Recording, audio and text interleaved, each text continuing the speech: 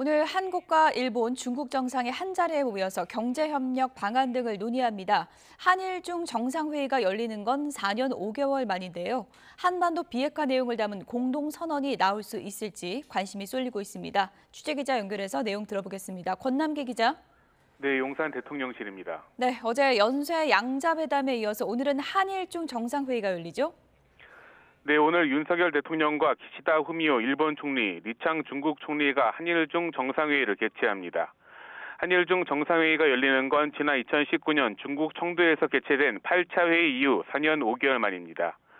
회의는 주제별로 3국 정상이 돌아가며 자유 발언을 하는 방식으로 1시간 반가량 진행됩니다.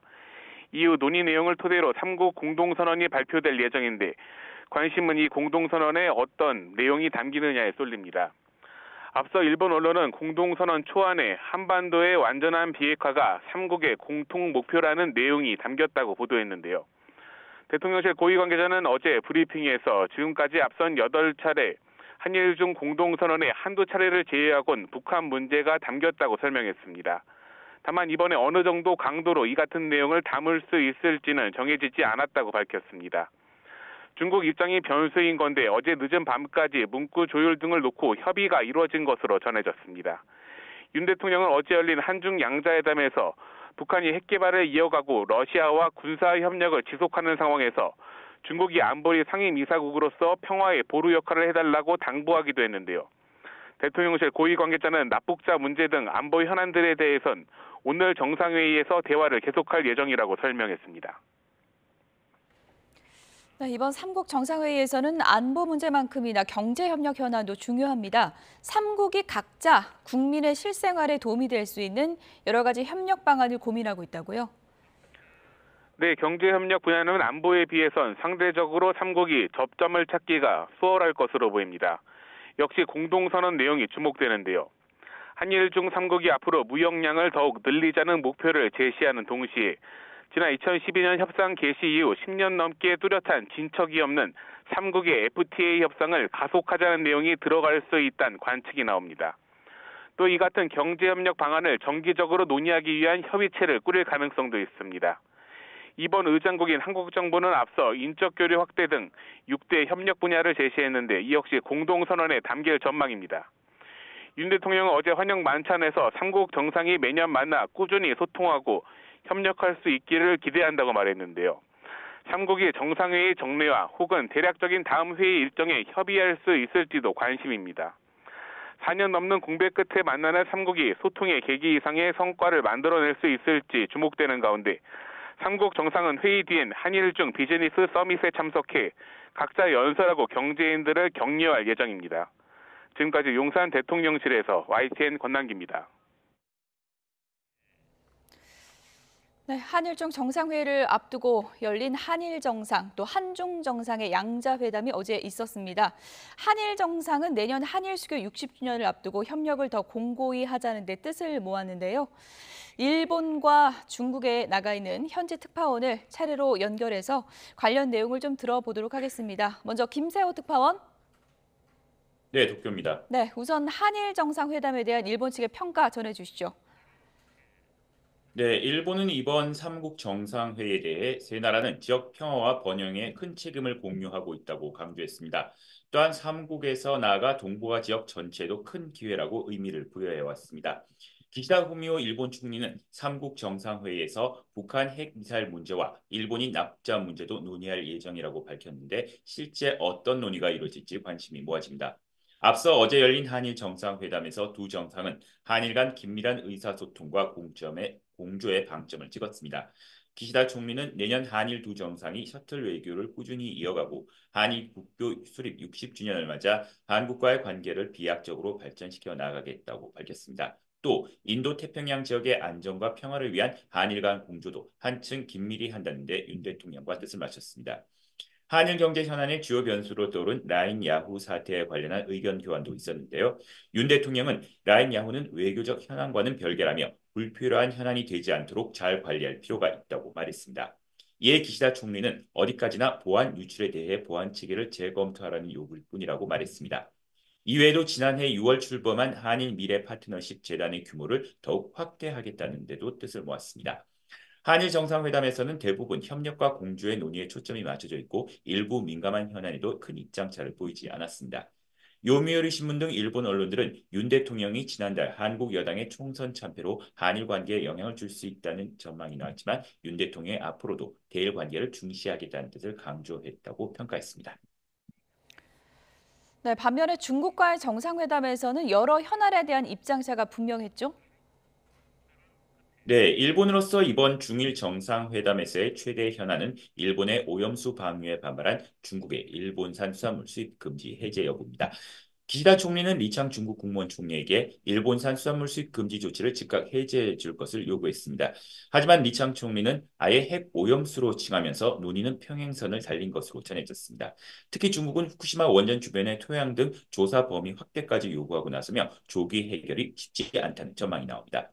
기시다 총리는 또 센카쿠 주변 해역에서 중국 선박의 출현에 대해서도 우려를 표했고 일본 EEZ 내에서 설치된 중국의 측정용 부위도 즉각 철거를 요구했지만 회담에서 구체적인 진전은 없었습니다. 기시다 총리는 또 중국의 타이완 주변의 군사 훈련에 대해서도 평화와 안정이 중요하다고 강조했지만 리창 총리는 타이완 해협 문제는 중국의 핵심 중 핵심 이익이라며 레드라인 즉 넘어서는 안 될 선이라고 일축했습니다. 이처럼 중일 정상회담에서는 경제 안보상 상당수 현안들에 대해 양측의 입장차만 더욱 뚜렷이 드러났습니다.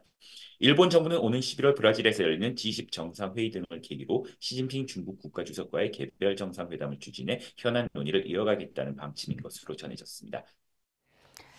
네, 한일 정상회담 정리를 해봤고요. 이번엔 중국으로 가보겠습니다. 강정규 특파원. 네, 베이징입니다. 네, 한중 정상회담과 관련해서 양국의 외교부 발표문부터 차이가 좀 있다고요? 네, 한중 간의 회담이 열릴 때마다 다른 그림 찾기가 되풀이되곤 합니다. 어제 저녁에 나온 중국 외교부 발표문에도 우리 측 자료엔 없던 내용이 담겼는데요.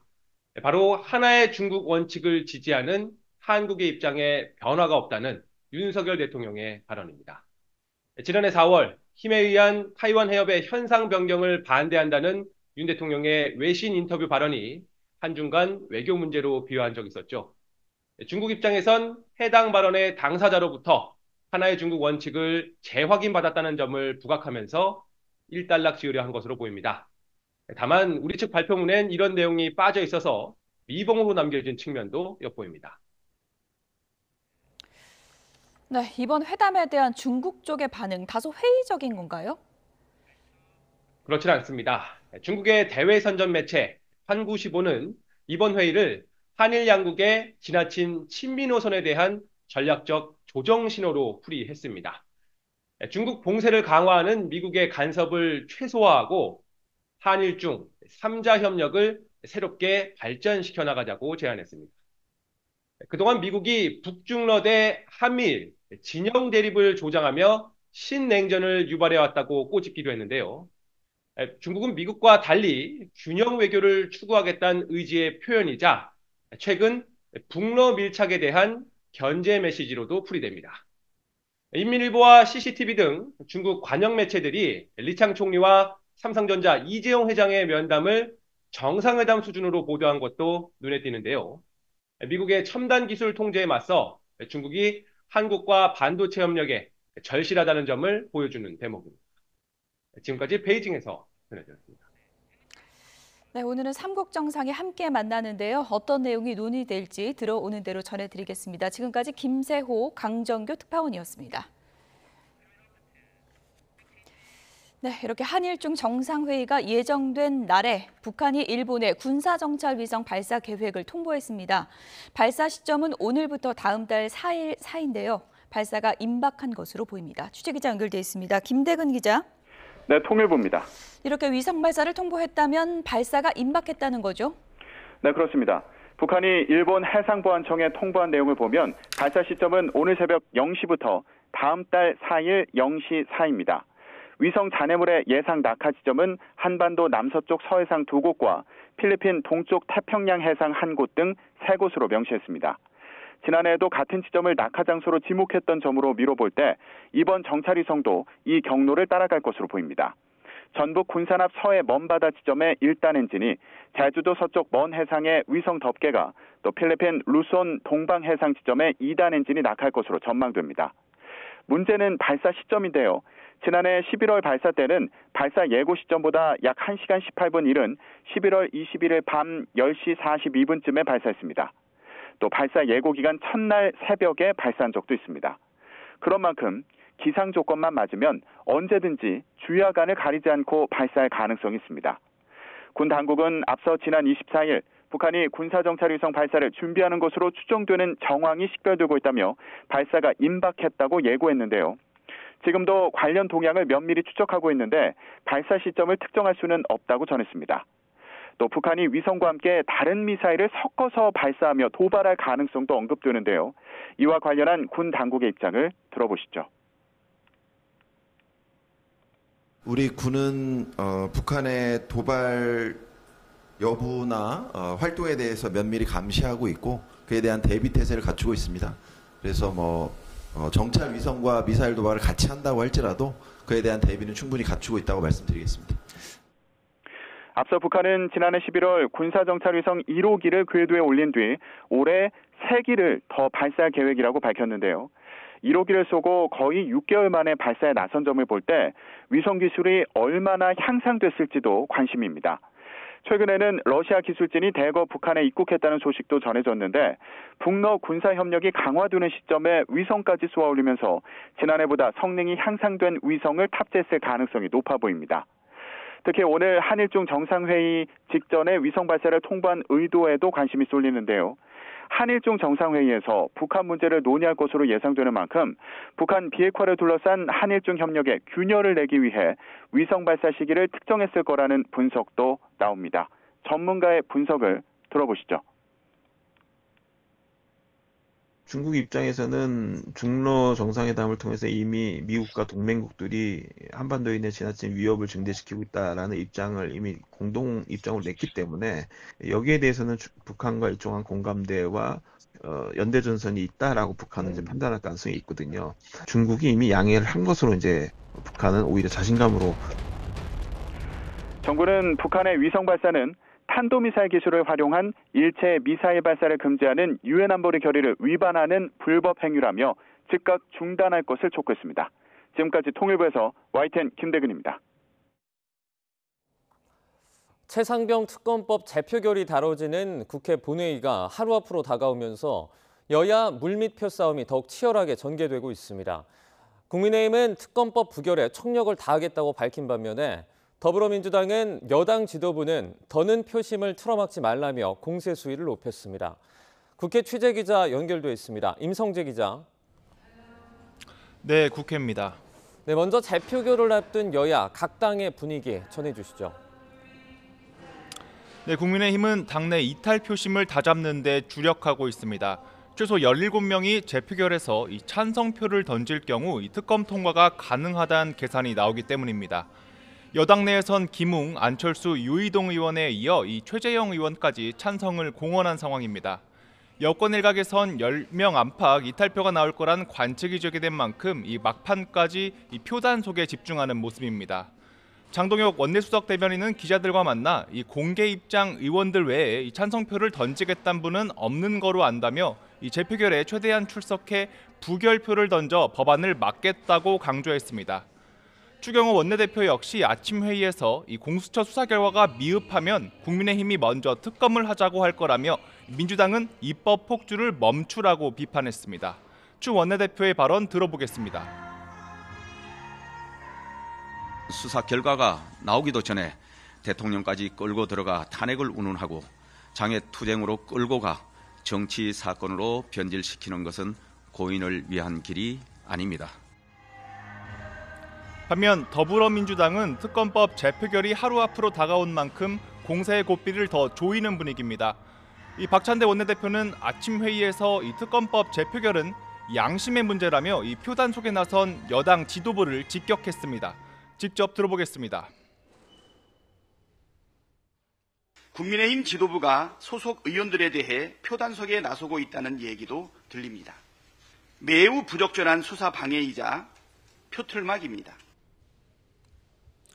국민의힘 성일종 사무총장이 이른바 VIP 경로서를 두고 이 대통령이 경로하는 게 무슨 문제냐고 발언한 데 대해서도 이 궤변이라고 비판했습니다. 여기에 민주당 초선 당선인들은 오늘 오후 관련 기자회견을 연 뒤 이 최상병 사건을 수사하는 공수처를 방문합니다.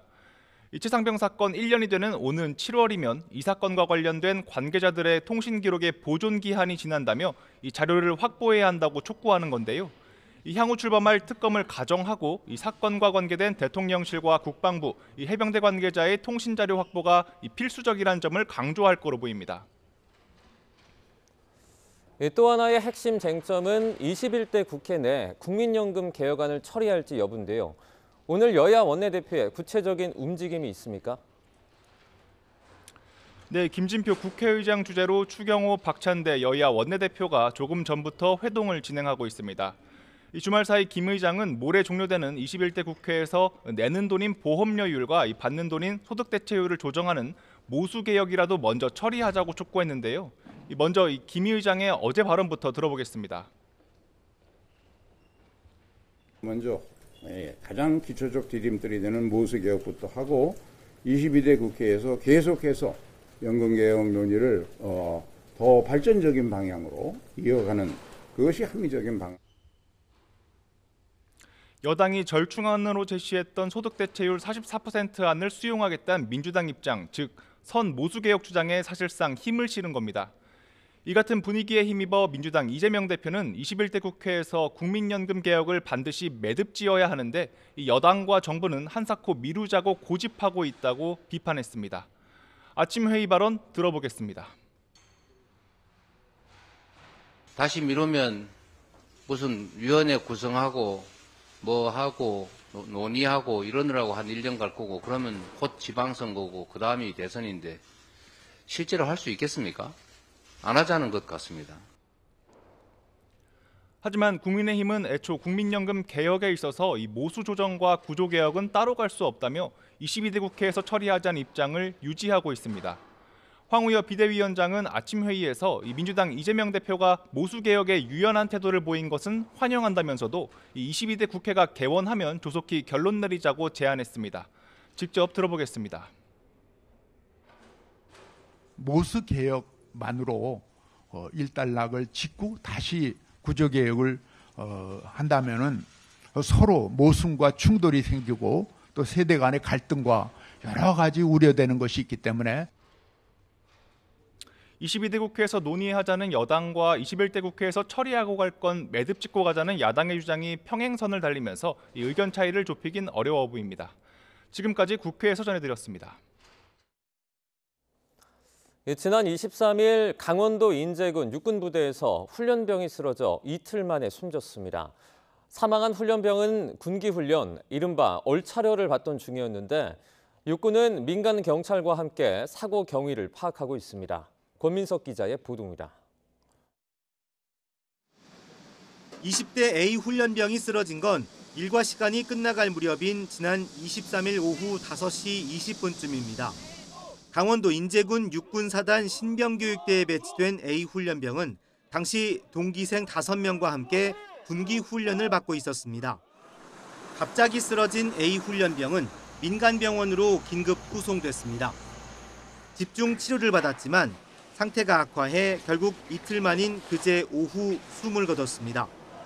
육군은 A 훈련병 사망 후 하루가 지나 사고 사실을 공개했습니다. 유가족이 언론에 알리는 걸 원하지 않아 곧장 공지하지 못했고 그 사이 SNS에 사실과 다른 의혹이 제기돼 대응에 나서게 됐다고 밝혔습니다. 과거 얼차려로 불린 군기 훈련은 지휘관이 군기 확립을 위해 체력 단련 등을 시킬 수 있도록 현행법에 규정돼 있습니다. 다만 하루 2시간 이내로 실시하고 인권 침해 소지가 있어선 안 됩니다. 육군은 경찰과 함께 A 훈련병이 군기 훈련을 받게 된 경위와 훈련 강도, 사고 발생 후 초동 대치가 제대로 이루어졌는지 조사하고 있습니다. 앞서 지난 21일엔 세종시에 있는 육군 32사단 신병교육대에서 수류탄 투척 훈련을 하던 20대 훈련병이 숨지는 등 불과 닷새 사이 훈련병 2명이 목숨을 잃게 됐습니다. YTN 권민석입니다. 군인권센터는 군기훈련을 받다 쓰러진 육군 훈련병이 이틀 만에 숨진 사건과 관련해 무리한 얼차려 때문에 사망했다며 철저한 수사가 필요하다고 주장했습니다. 군인권센터는 오늘 훈련병 6명에게 얼차려를 주는 과정에서 한 명의 건강 상태가 좋지 않았는데도 무리하게 강행을 했다는 제보가 있다며 이같이 밝혔습니다. 단체는 이를 두고 훈련병의 이상 상태를 인지하고도 꾀병 취급하다 발생한 참사라며 철저한 수사가 필요하다고 지적했습니다. 빗길 고속도로에서 버스를 포함한 차량 6대가 잇따라 부딪히면서 모두 25명이 크고 작은 부상을 입었습니다.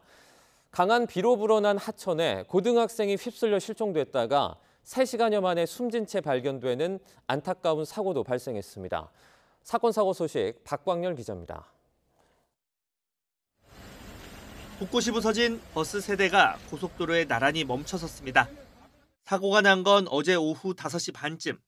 경부고속도로 하행선 옥산나들목 인근을 달리던 승용차가 옆 차선 버스를 들이받았습니다.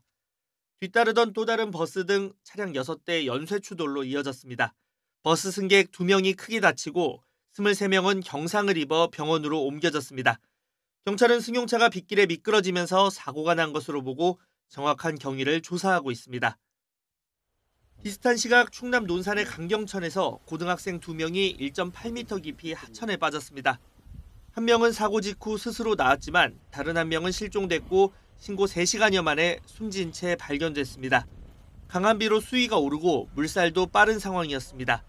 경찰은 친구끼리 장난을 치다 하천에 뛰어내렸다는 신고 내용 등을 토대로 정확한 사고 경위를 조사 중입니다. 그제 경남 창녕 폐지 재활용 공장에서 난 불은 31시간 만인 어제 저녁 7시 반쯤에야 큰 불길이 잡혔습니다. 소방당국은 압축 폐지에 불이 붙어 진화 작업이 길어졌다며 잔불 정리를 마치는 대로 화재 원인과 피해 규모를 조사할 예정이라고 밝혔습니다. 대낮에 길거리에서 어머니를 흉기로 찌른 40대 남성이 구속됐습니다. 41살 A씨에 대한 구속 전 피의자 신문을 진행한 법원은 도주 우려가 있다고 영장 발부 이유를 설명했습니다. A씨는 지난 23일 낮 인천 하깃동 거리에서 60대 어머니를 흉기로 여러 차례 찔러 살해하려 한 혐의를 받고 있는데 부근을 지나다 범행을 목격한 관할경찰서 형사들에게 현행범 체포됐습니다. YTN 박광렬입니다.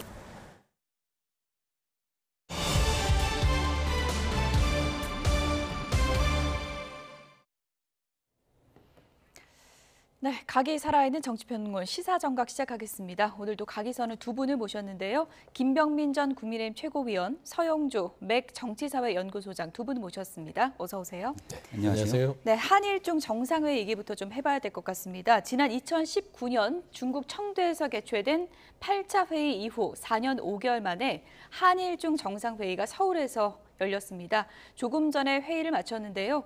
본격적인 회의 시작에 앞서서 3국 정상이 차례로 모두 발언을 하고 이번 회의의 의미와 또 3국 협력의 필요성을 강조했습니다. 들어보시죠. 지금부터 제9차 한일중 정상회의를 시작하겠습니다.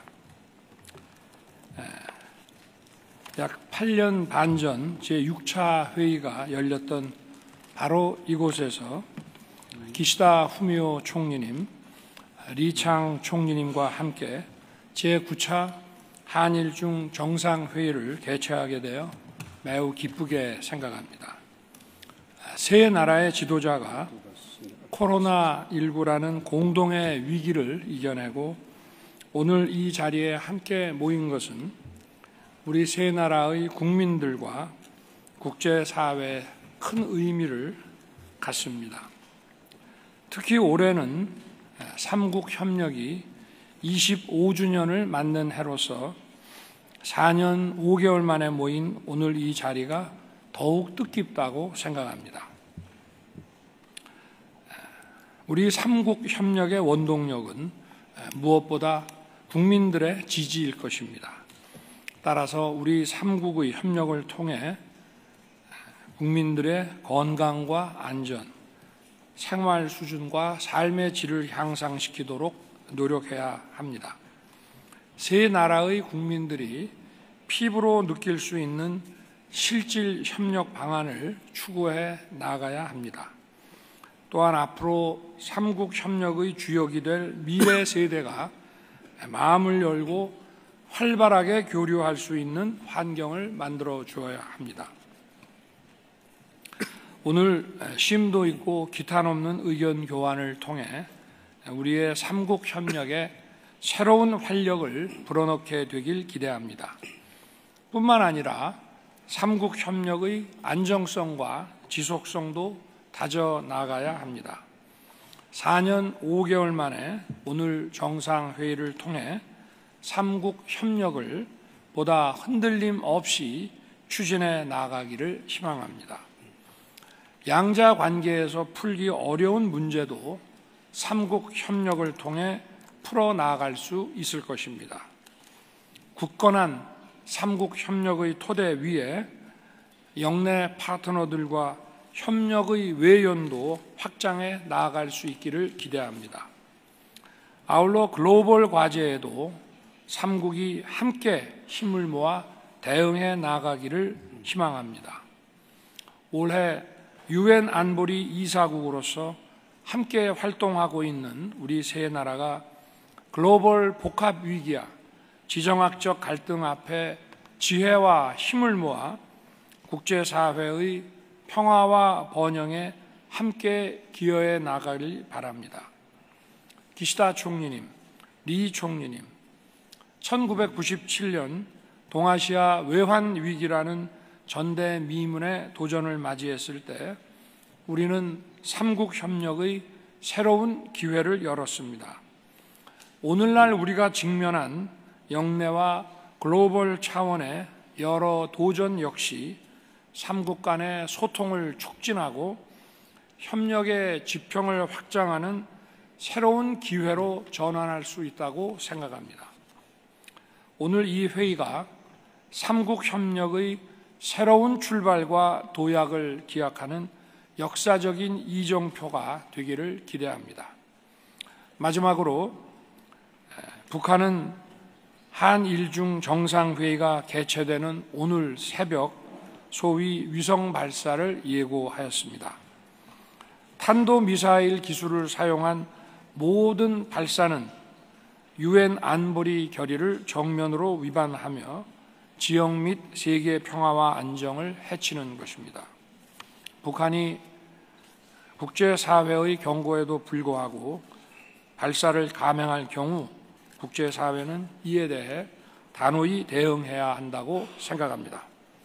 이어서 기시다 총리님과 리 총리님의 모두 발언을 듣도록 하겠습니다. 윤석열 대통령을 비롯한 한국 정부의 환대와 그리고 약 4년 반 만에 본 정상회의를 실현시키신 노고에 대해 감사를 드리겠습니다. 올해는 고 오부치 총리의 제안으로 제1회 일중한 정상회의가 개최된 지 25주년을 맞는 뜻깊은 해입니다. 그간 우리 삼국 협력은 21개의 장관급 회의가 개최되기에 이르렀습니다. 한편 우리는 지금 역사의 전환점에 서 있습니다. 국제 정세도 유례를 찾을 수 없을 만큼 엄중해지고 있습니다.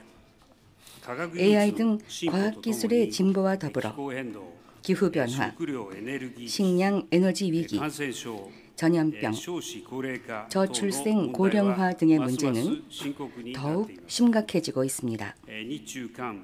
일중한 삼국은 문화와 오랜 역사를 공유하는 이웃나라이며 현재 삼국의 GDP는 전 세계 GDP의 20%를 넘는 등 지역과 그리고 세계의 안정과 번영에 대한 삼국의 책임은 더욱 막중해지고 있습니다.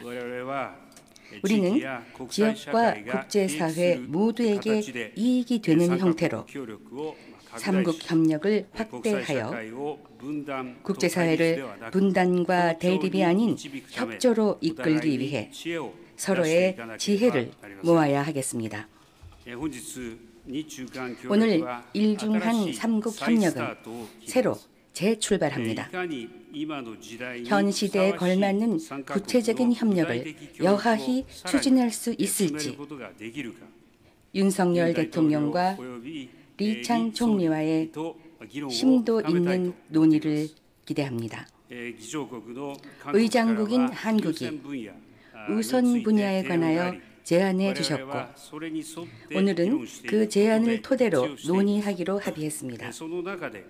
저는 그중에서 특히 세 가지 측면, 인적 교류, 그리고 지속 가능한 사회, 그리고 아세안과의 협력에 관하여 그 커다란 가능성에 대해 강조하고자 합니다. 우리 삼국 협력은 저변이 넓습니다. 또 우리의 경제 관계는 긴밀합니다. 우리의 문화적, 인적, 유대 관계는 굳건합니다.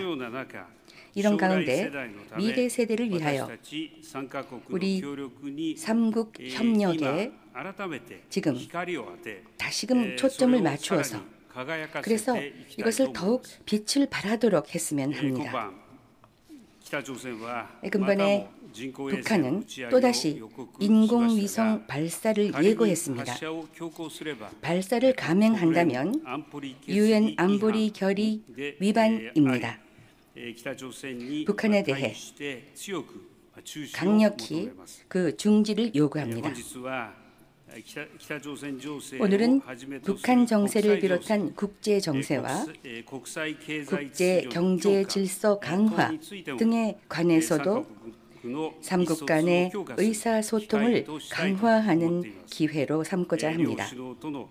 두 분 정상과의 논의를 기대하겠습니다. 이상입니다. 만물이 왕성케차라고 초여름의 아름다운 서울에 방문하게 돼서 제9차 중한일 정상회의에 참석하게 돼서 기쁘게 생각합니다. 이번 회의는 4년 만에 개최됐고 또 마침 삼국협력체제 설립 25주년을 맞아서 특별한 의미를 가지고 있습니다. 이번 회의는 재개의 의미를 담고 있습니다. 지난 4년간의 중한일 협력은 코로나19 등 다중 요인으로 정체됐고 이제 겨우 정상한 궤도로 복귀돼서 쉬운 일이 아니고 우리는 이를 배로 간직해야 합니다.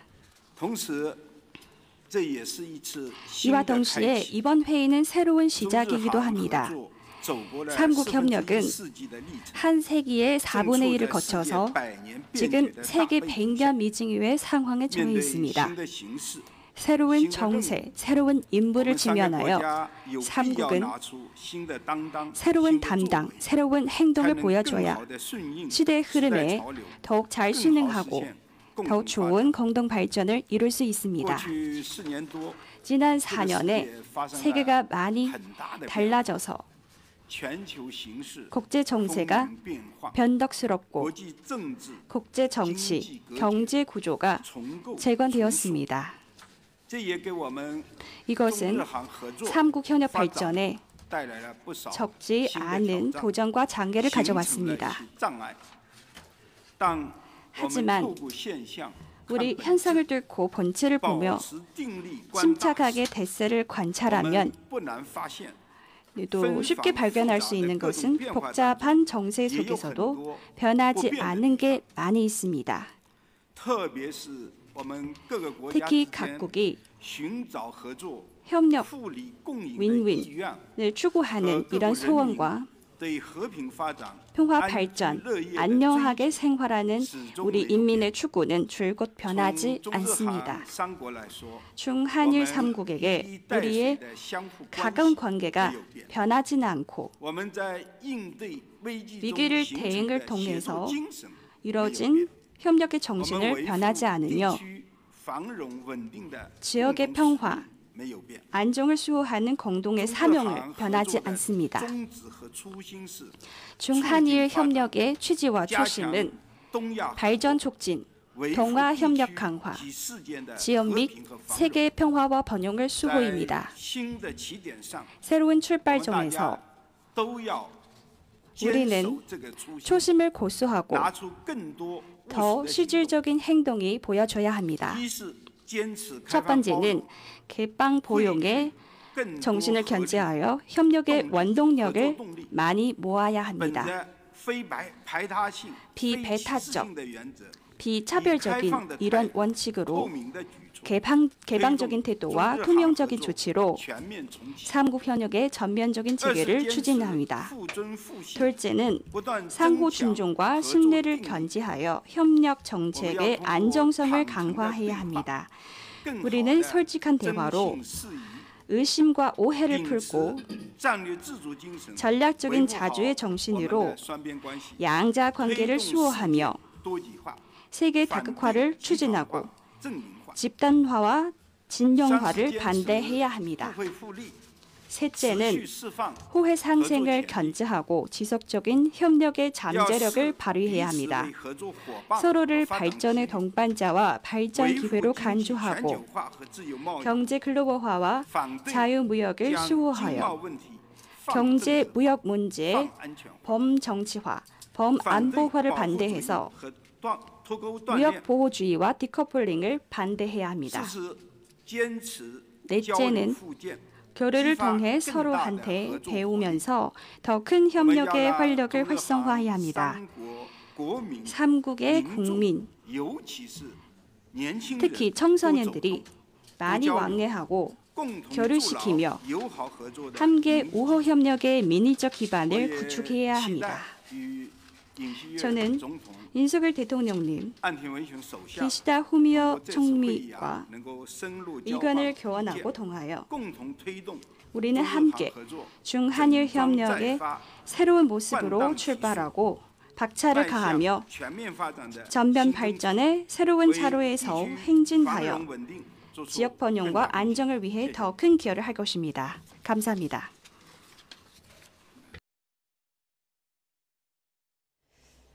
네, 한일중 정상회의 3국 정상의 모두 발언을 잠시 들려드렸습니다. 네, 오늘 두 분을 모셨는데요. 지금 한일중 정상이 이렇게 한 자리에 모인 것 자체가 4년여 만인데 특히 그간 소원했던 또 중국과도 이렇게 만남을 가졌고요. 이 만남 자체에 좀 의미가 있다고 볼 수 있겠죠? 시기상으로는 굉장히 의미가 있다고 봅니다. 4년 이상이니까 4년 반 정도로 알고 있어요. 네, 4년 5개월입니다. 4년 5개월 정도로 알고 있는데요. 이게 지금 현재 그 전체적인 외교의 상황 변화를 따졌을 때 지금 미 대선을 앞두고 있습니다.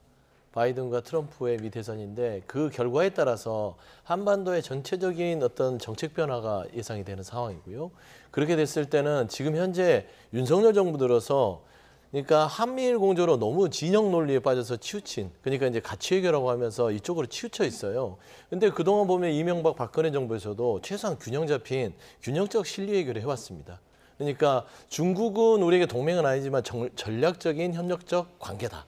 이렇게 하면서 경제적 이득을 많이 채워왔고 안보는 미국, 경제는 중국 이런 식으로 하면서 보수나 진보나 이런 균형 잡힌 외교를 했는데 지금 조금 치우쳐 있던 한미일 쪽을 치우쳐 있던 외교 이 정세를 지금 이번 이 한미일 정상회의를 통해서 결국에는 한미일이죠. 한중일 정상회의를 통해서 좀 이렇게 균형적으로 가져왔다는 측면에서는 오늘 회의는 굉장히 좀 의미는 있는데 일단은 모르겠습니다. 현재 이번 내용을 좀 이렇게 앞에 보니까 경제적 협력보다는 지금 뭐 북한의 어떤 위성 발사라든지 안보리 결의에 대한 뭐 위반에 대해서 좀 공동 대처하자 이런 부분들이 우리 한국 측 메시지가 좀 무게가 실리다 보니 저는 이번 그 한중일 이 정상회의의 모체의 가장 큰 실리는 경제 협력을 다시 회복하는 거거든요. 저는 균형 잡힌 외교로 조금 더 나아가는 물밑 작업이 있었을 것이라 저는 기대하고 있습니다. 양자회담에서 워낙 이제 경제 협력 부분도 이제 충분히 논의가 됐기 때문에 그 부분도 저희가 잠시 뒤에 전문가와 다시 한번 정리해 드리도록 하고요.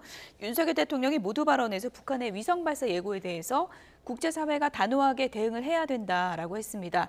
오늘 삼국 정상회의가 주목되는 점이 이제 북한의 비핵화 문제에 대해서 공동선언이 나올 것인가 이 부분인데 이것도 여러 가지 전망이 나오고 있죠. 예, 아마 리창 총리가 실제 결정할 수 있는 권한들이 많지 않다 보니까 이 문제에 대해서도 말을 아끼는 것처럼 비춰지죠. 기시다 총리 같은 경우는 안보리 결의 위반에 대해서 강력하게 비판을 합니다. 당연히 그럴 수밖에 없고 국제사회가 공동 대응할 수밖에 없는 지점입니다만은 북한의 수차례 안보리 결의 위반에도 불구하고 중국 당국이 보여줬던 태도는 이와 상당히 좀 결이 달랐기 때문에 오늘 있는 한일중 정상회의에서도 경제적인 협력에 초점을 맞추는 모습들이 아마 커질 거라고 생각합니다. 하지만 이 정도 단계에서 어느 정도 회복될 수 있는 관계 개선들을 이어가고 있기 때문에 시진핑 주석의 방한 문제가 현실화될 수 있을 것인지 예. 그리고 결국은 한중 정상회담을 통해서 이 북한의 비핵화를 비롯한 안보리 결의 위반 등 각종 위협 행위들에 대해서 단호한 조치에 국제사회 함께 연대해 중국도 나아갈 수 있도록 지속적인 노력이 향후에 요구되는 사안이다 이렇게 생각합니다. 네. 관련 소식은 들어오는 대로 전해드리고요. 잠시 뒤에 전문가와 다시 한번 분석해 드리도록 하겠습니다. 국내 정치권 소식으로 넘어가 보겠습니다. 먼저 첫 번째 키워드 보여주시죠.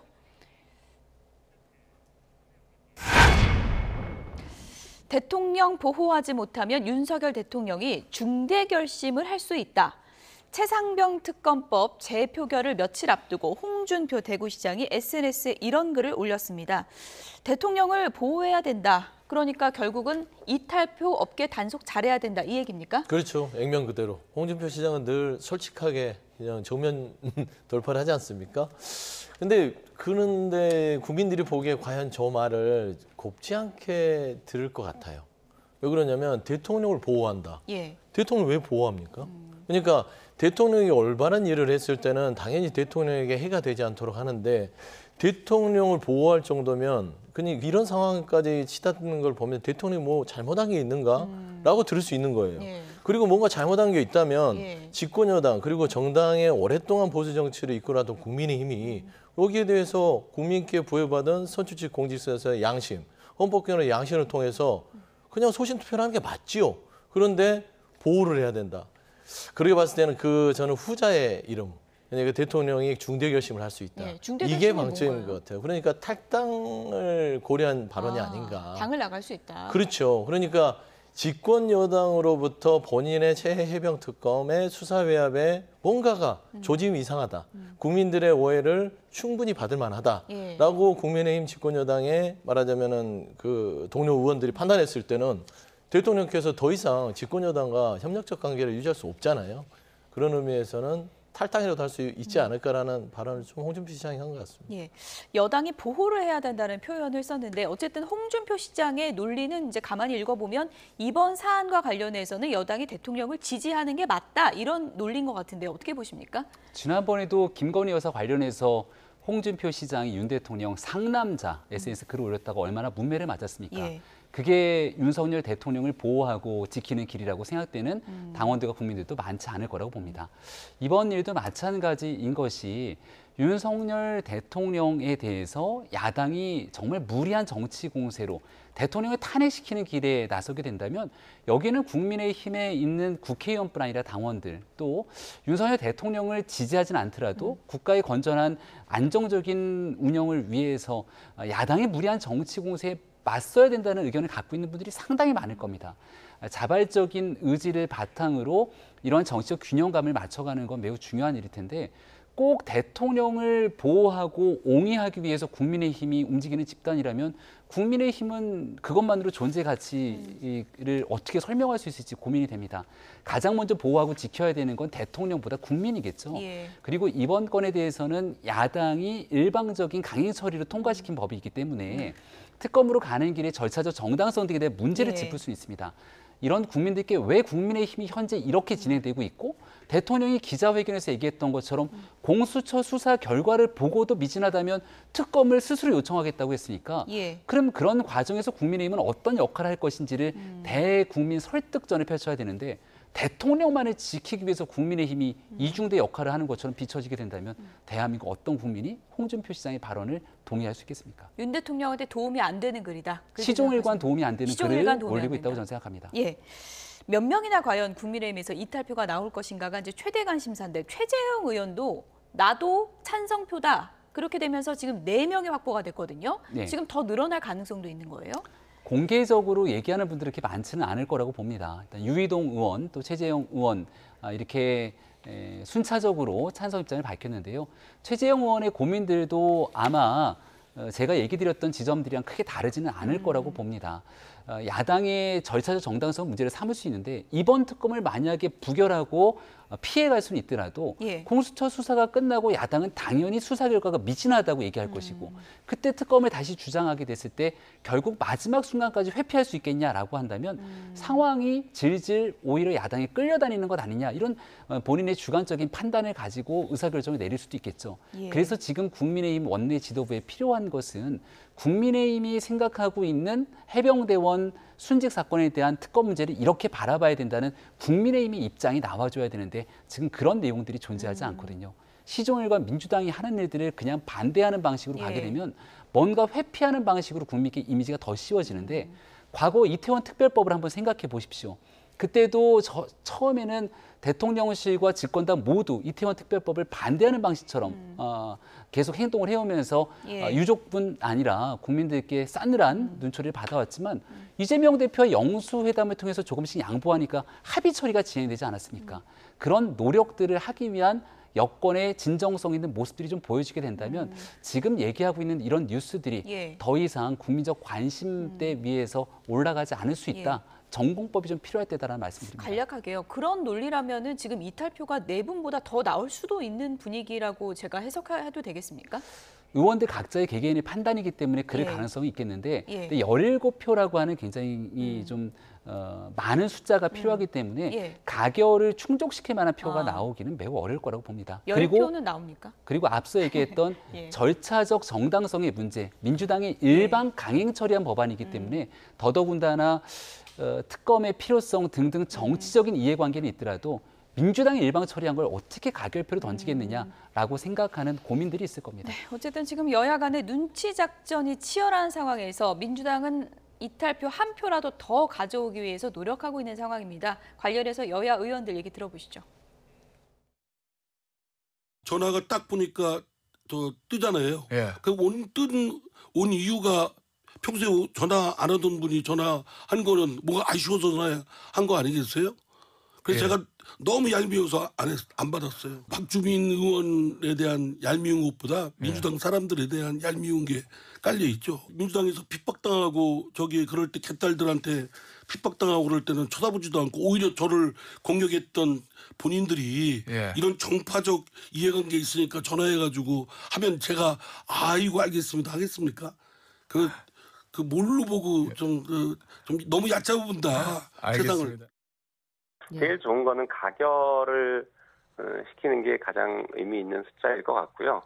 만약에 그렇지 못한다고 하더라도 10석 이상의 이탈이 있다라고 하면 말씀드린 적극 소급 포함해서 10석 이상의 이탈이 있다고 하면 22대 국회에서 여당과 정부의 국정 동력의 상당 부분 정치적으로는 좀 훼손될 수 있을 거다 이렇게 좀 보고 있습니다. 민주당 박주민 의원이 요즘 전화를 많이 돌린다 그럽니다. 국민의힘 의원들한테 전화하는 것 같은데 이상민 의원이 평소엔 하지도 않다가 이럴 때 하니까 좀 얄밉더라 이런 얘기를 하네요. 이럴 때라도 하니까. 이럴 때라도 하는 게 낫습니까? 그럼요. 고맙게 예. 받아야죠. 예. 그러니까 이제 이상민 의원이 국민의힘으로 가긴 했지만 그럼에도 불구하고 박주민 의원은 또 선배로서 예의로 갖춰서 마지막에 양심적 투표를 하는 게 맞지 않겠냐. 권유를 하는 것이지요. 예. 제 생각에는 이승만 의원 이렇게 막 부인하는 거 보니까 아마 찬성표를 던지지 않을까. 그렇습니까? 그런 생각이 좀 들고요. 약간 이관계 쓰시는 건가요? 뭐 이관계는 아닌데요. 대부분 정치인들이 저런 식의 표현을 할 때는 예. 좀 의사들이 보통 강한 부정은 안에 그 내심이 있다라고 예. 보고 절차적인 부분에 대해서 자꾸 국민의힘이 얘기하는데요. 야당의 단독 처리가 절차적으로 잘못됐기 때문에 반대해야 된다. 그렇지 않습니다. 그러니까 야당 단독으로 했던 특검법 있어요. 대북송금 사건, BBK, 세월호 다 야당 단독으로 했고요. 여당에서 당시에 받지도 않고 도망 다녔습니다. 하지만 단독으로 해서 특검을 했지요. 그러니까 이번에는 최혜병 특검 자체는 최혜병의 죽음에 이르는 과정에서 대통령이 수사협을 했느냐 안 했느냐. 지금 경로설까지 지금 국민의힘에서는 인정하고 있어요. 대통령이 경로한 걸 인정했잖아요. 그러면 특검을 받는 게 맞고요. 그리고 지금 21대를 마무리하면서 낙천낙선한 부분들이 58명입니다. 따지고 보면 지난 2년간 윤석열 대통령의 비를 맞추기 위해서 아니면 용산의 권력에 조아리면서 본인들이 공천을 받으려고 양심을 저버리는 어떤 그런 순간들이 있었지만 마지막 순간에 양심 한번 지키고 가자. 라고 하는 의원들이 있을 거예요. 저는 그런 측면에서는 지금 17명이라 봤을 때 4명은 벌써 선언을 했고요. 그럼 13명 중에 13명이면 58 중에 4명 빼면 54명입니다. 그러면은 10명 중에 한 2.5명만 찬성의 손을 들면 하게 되는 겁니다. 그러게 됐을 때 저는 윤석열 대통령의 탈당이 중요한 게 아니에요. 국민의힘이 살 수 있는 기회다. 이번 기회를 잘 잡아서 국민의힘이 윤석열 대통령과 어떻게 끊을 수가 없으니까 이번 표결을 통해서 끊고 22대부터는 정말 자율성을 가지고 국민의힘다운 여당, 집권여당다운 그런 정책과 정당으로서 거듭나면 정말 다 살 수 있어요. 대한민국도 살고 대통령도 살고. 그래서 저는 21대 표결에서 이 최혜병 특검 국민의힘에게는 절호의 마지막 기회다. 21대. 마지막 기회다. 저는 그런 된다. 의미에서 저는 국민의힘 주장하시는군요. 의원들께서 예. 저 같은 생각을 많이 할 거라고 생각합니다. 만약에요. 가결은 안 되고 두 자릿수 이탈표가 나온다면 그래도 윤석열 대통령이 예를 들어서 뭐 탈당 결심 같은 행동을 취할 수 있다고 보십니까? 저는 두 가지 측면인데요. 이제 홍준표 대구시장이 윤석열 대통령을 돌려서 이렇게 조금 비판한 것 같아요. 그러니까 좋은 소리는 아니에요. 근데 대통령께서는 탈당하는 것보다 저는 남아서 더 그림력을 강화시킬 공산이 크다. 왜 그러냐면 본인의 어떤 특검을 그 야당에 내줬다는 이 당을 그대로 두면 결국에는 두 개의 야당을 갖게 됩니다. 입법부에. 그렇지 않겠습니까? 그럴 때 본인이 견딜 수가 없어요. 그렇기 때문에 이 결과를 맞게 되면 더더욱 더 지난 2년보다 더 강한 그림력으로 당을 장악하려고 할 것이다. 저는 좀 그런 예측을 합니다. 반대표를 찍기는 그렇고 아예 안 가겠다. 그런 전략을 펼 수도 있다. 이런 전망이 있더라고요. 네, 일단은 제2요구가 되고 나면 이 재적 의원이 아니라 그러니까 실제로 출석하게 되는 의원들의 기준으로 하기 때문에 국민의힘이 전체 출석을 안 할 수가 없게 되죠. 투표장이 하지만 무기명 투표로 들어가게 되는 과정이어서 여기에 아예 집단으로 기권하게 되면 본회의장에 앉아는 있지만 투표장에 가지 않으면서 이 무효표를 던지게 되는 상황이 연출될 겁니다. 그러면 본인 마음속에 내심 반대표를 던지고 싶어도 현장에서 모든 내용들이 그대로 공개되니까 이런 부담감을 안고 있는 사람들은 아예 현장에 가지 않는 의원들도 나타나지 않겠냐. 근데 결과적으로 그건 민주당을 도와주게 되는 거잖아요. 이런 평가들이 있는데 결국은 그 현장에 오지 않게 되는 순간 이 특검법안에 대해서 실제 찬성과 비슷한 느낌을 갖는다고 볼 수 있겠죠. 이 국민의힘이 갖고 있는 딜레마가 분명히 있습니다. 국민적 여론도 고려해야 되고 하지만 앞서 말씀드린 절차적 문제 때문에 민주당이 일반 강행 처리하고 있는 과정에 올라타기도 어려운 그런 상황이 있고요. 앞서 이제 서영주 대변인께서 새롭게 국민의힘이 거듭나야 된다. 이번 표결에 찬성이 그런 의미를 갖고 있다고 얘기를 했는데 문득 지난 이재명 대표 체포동의안이 올라왔을 때 이재명 대표 체포동의안 가결하면서 완전히 끌어내고 갈 수 있는 유일한 기회가 아니었느냐라고 얘기했던 그 당시 상황과 굉장히 비슷한 오버랩이 되는 것 아닌가 생각합니다. 예. 어쨌든 당장 표결이 내일이기 때문에 어떤 결과가 나올지 좀 기다려봐야 될 것 같고요. 이번에 최상병 순직 사건 수사 관련해서 이제 가장 주목을 받은 것 중에 하나는 이제 대통령의 경로가 사실인가 이 부분이죠. 이 부분과 관련해서도 여야 공방이 치열합니다. 들어보시죠. 구명조끼 입지 않고 들어가서 작전하다가 함께 들어갔다가 죽음의 고비를 살아나온 사람한테 이분들한테 벌을 주라고 기소 의견 낸 것 자체가 잘못된 건데 이걸 대통령이 노할 수도 있는 것이죠. 어떻게 일을 이렇게 하냐고. 국군 통수권자이기 때문에 충분히 저는 뭐 격려할 수도 있는 거예요. 이 부분에 대해서는. 그런데 성일종 사무총장이 얘기했던 것처럼 대통령이 경로도 못하냐, 경로한 게 무슨 죄냐라고 하면 특검을 못 받을 이유는 또 뭐 있습니까? 죽음의 진상을 밝혀줘야 될 책임이 정치인에게 있는 게 아니냐라고 생각하는 분들도 있을 것입니다. 국군 통수권자가 경로할 수도 있는 거 아니냐. 이 경로 자체가 뭐가 문제냐. 국민의힘에선 지금 이런 주장이 연달아 나오고 있거든요. 네. 어떻게 보십니까? 그러니까 이제 대통령이 경로했냐 안 했냐 이 의견이 분분을 했는데 성일종 우리 위원장께서 경로했다는 걸 확인시켜 주셨어요. 그러니까 이제 술술 풀리기 시작했습니다. 대통령이 경로를 했으면 왜 경로했냐를 이제 물어볼 수 있지 않겠습니까? 그리고 아까 얘기한 것들이 뭐 구명조끼를 입고 같이 생사를 나눴다? 이게 무슨 혹세무민입니까? 장병들하고 해병대 1사단장이 임성근 사단장이 물에 들어가서 같이 생사를 같이 했나요? 아니잖아요. 본인은 여단에 가서 지휘 통솔하면서 그 통화 내역 들어보면 수색을 강행하라는 그런 정황들이 드러나고 있지 않습니까? 그러니까 전형적으로 지금 국민들을 속이고 있는 것이고요. 속이고 있다는 것은 뭐냐면 뭔가 감춰야 될 게 있다는 것입니다. 저는 그런 측면에서 경로할 수 있습니다. 대통령 성격이 워낙 경로를 잘하시고 화가 많으시면 그럴 수 있죠. 그건 죄가 아니에요. 예. 하지만 경로를 하면서 수사에 관여를 했느냐라는 것이 지금 포인트 아닙니까? 그래서 저는 대통령이 경로란 건 죄가 아니다. 하지만 경로를 하면서 해병대 1사단장을 수사의 어떤 범위에서 빼주려고 하는 어떤 그런 시발점이 됐다고 하면 이건 직권남용이자 수사의 개입입니다. 예. 그래서 대통령께서는 이게 탄핵에 이르는다는 것을 알고 있는 것이에요. 그렇기 때문에 자꾸 피하는 모습들을 보면 대통령이 특검 전문이시니까 예. 이걸 보면 아 내가 외통수에 걸렸구나. 그리고 이런 부분들이 집권여당이 국민의힘에도 전달이 돼서 예. 지금 말도 안 되는 억지를 쓰고 있다라고 말씀드릴 수 성일종 없습니다. 의원님 뭐 경로를 했다, 뭐 단정한 것은 아니니까 그 부분은 그래도 제가 좀 경로가 됩니까 하면은 예. 경로를 했다는 의미로 예. 받아들일 것 같습니다. 해석의 여지가 조금 있는 네. 부분인 것 같고요. 어쨌든 경로 자체가 외압이다 이런 프레임으로 가는 것은 안 된다. 여기에 이제 선을 긋고 있는 건가요? 그 사법적 문제로 경로가 그대로 이어질 수는 없다 이런 주장을 하고 있는 것이겠죠. 일단 경로라는 표현 자체가 국민들이 듣기에는 그렇게 썩 좋은 표현은 아닙니다. 과거 문재인 전 대통령 시절에도 문재인 전 대통령 경로 등에 대한 얘기들이 있었습니다만 이를 당시의 야권이었던 이 국민의힘에서 있는 그대로 긍정적인 평가를 하기 어렵겠죠. 예. 그러니까 국민적 눈높이에 맞춘 내용들과 별개로 하지만 이게 특검의 대상과 사법적인 문제로 이어질 수 있는가, 이른바 수사 외압으로 이어지게 되는 과정에 대통령의 말이 어느 정도까지 영향을 미쳤는가가 핵심 아니겠습니까?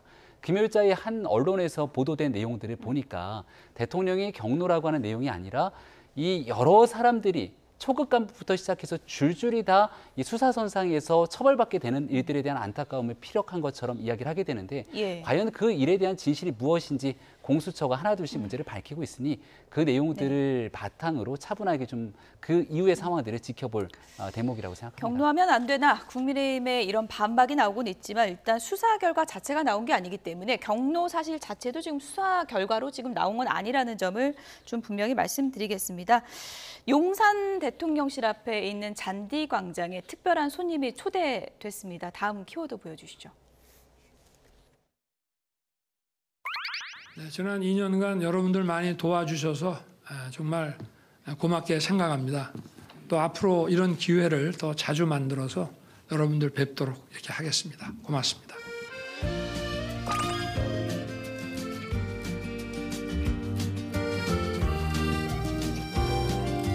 계란말이하고 그 김치찌개를 좀 대접을 하겠다고 약속을 했는데 벌써 2년이 지나도록 못했습니다.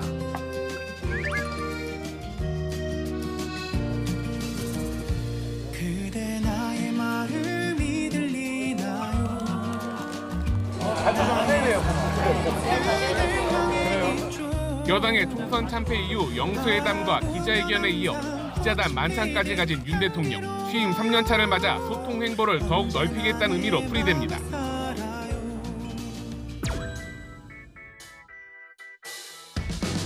기자들과 소통하는 모습을 보여주기 위해 연출된 소통이라는 것입니다. 정작 중요한 현안에 대한 응답도 없었습니다. 국민과 언론을 기만하는 쇼 그 이상도 이하도 아닙니다.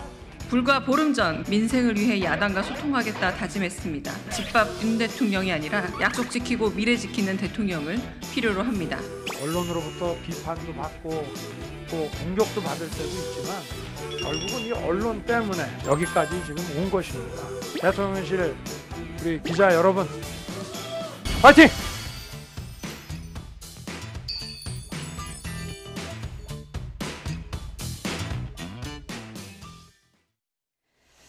네, 취임 2주년 기자회견에서도 밝혔고요. 앞서 대통령 취임 이후에 기자들한테 김치찌개 끓여준다 그러고 약속 지키는 게 많이 늦어진 것 같아요. 네, 인수위 때 아마 기자들에게 얘기도 했고 예. 대통령 선거 당시에도 기자들에게 여러 차례 이야기한 기억들이 납니다. 뭐 요리를 잘하는 거 워낙에도 잘 알려졌고 저 계란말이 같은 경우는 대통령 선거 때 한 방송에 나와서 계란말이를 멋지게 보여주면서 윤 대통령이 사람과 소통하는 과정에 식사 정신을 중요하게 생각한다 이런 얘기들이 많이 회자가 됐는데요.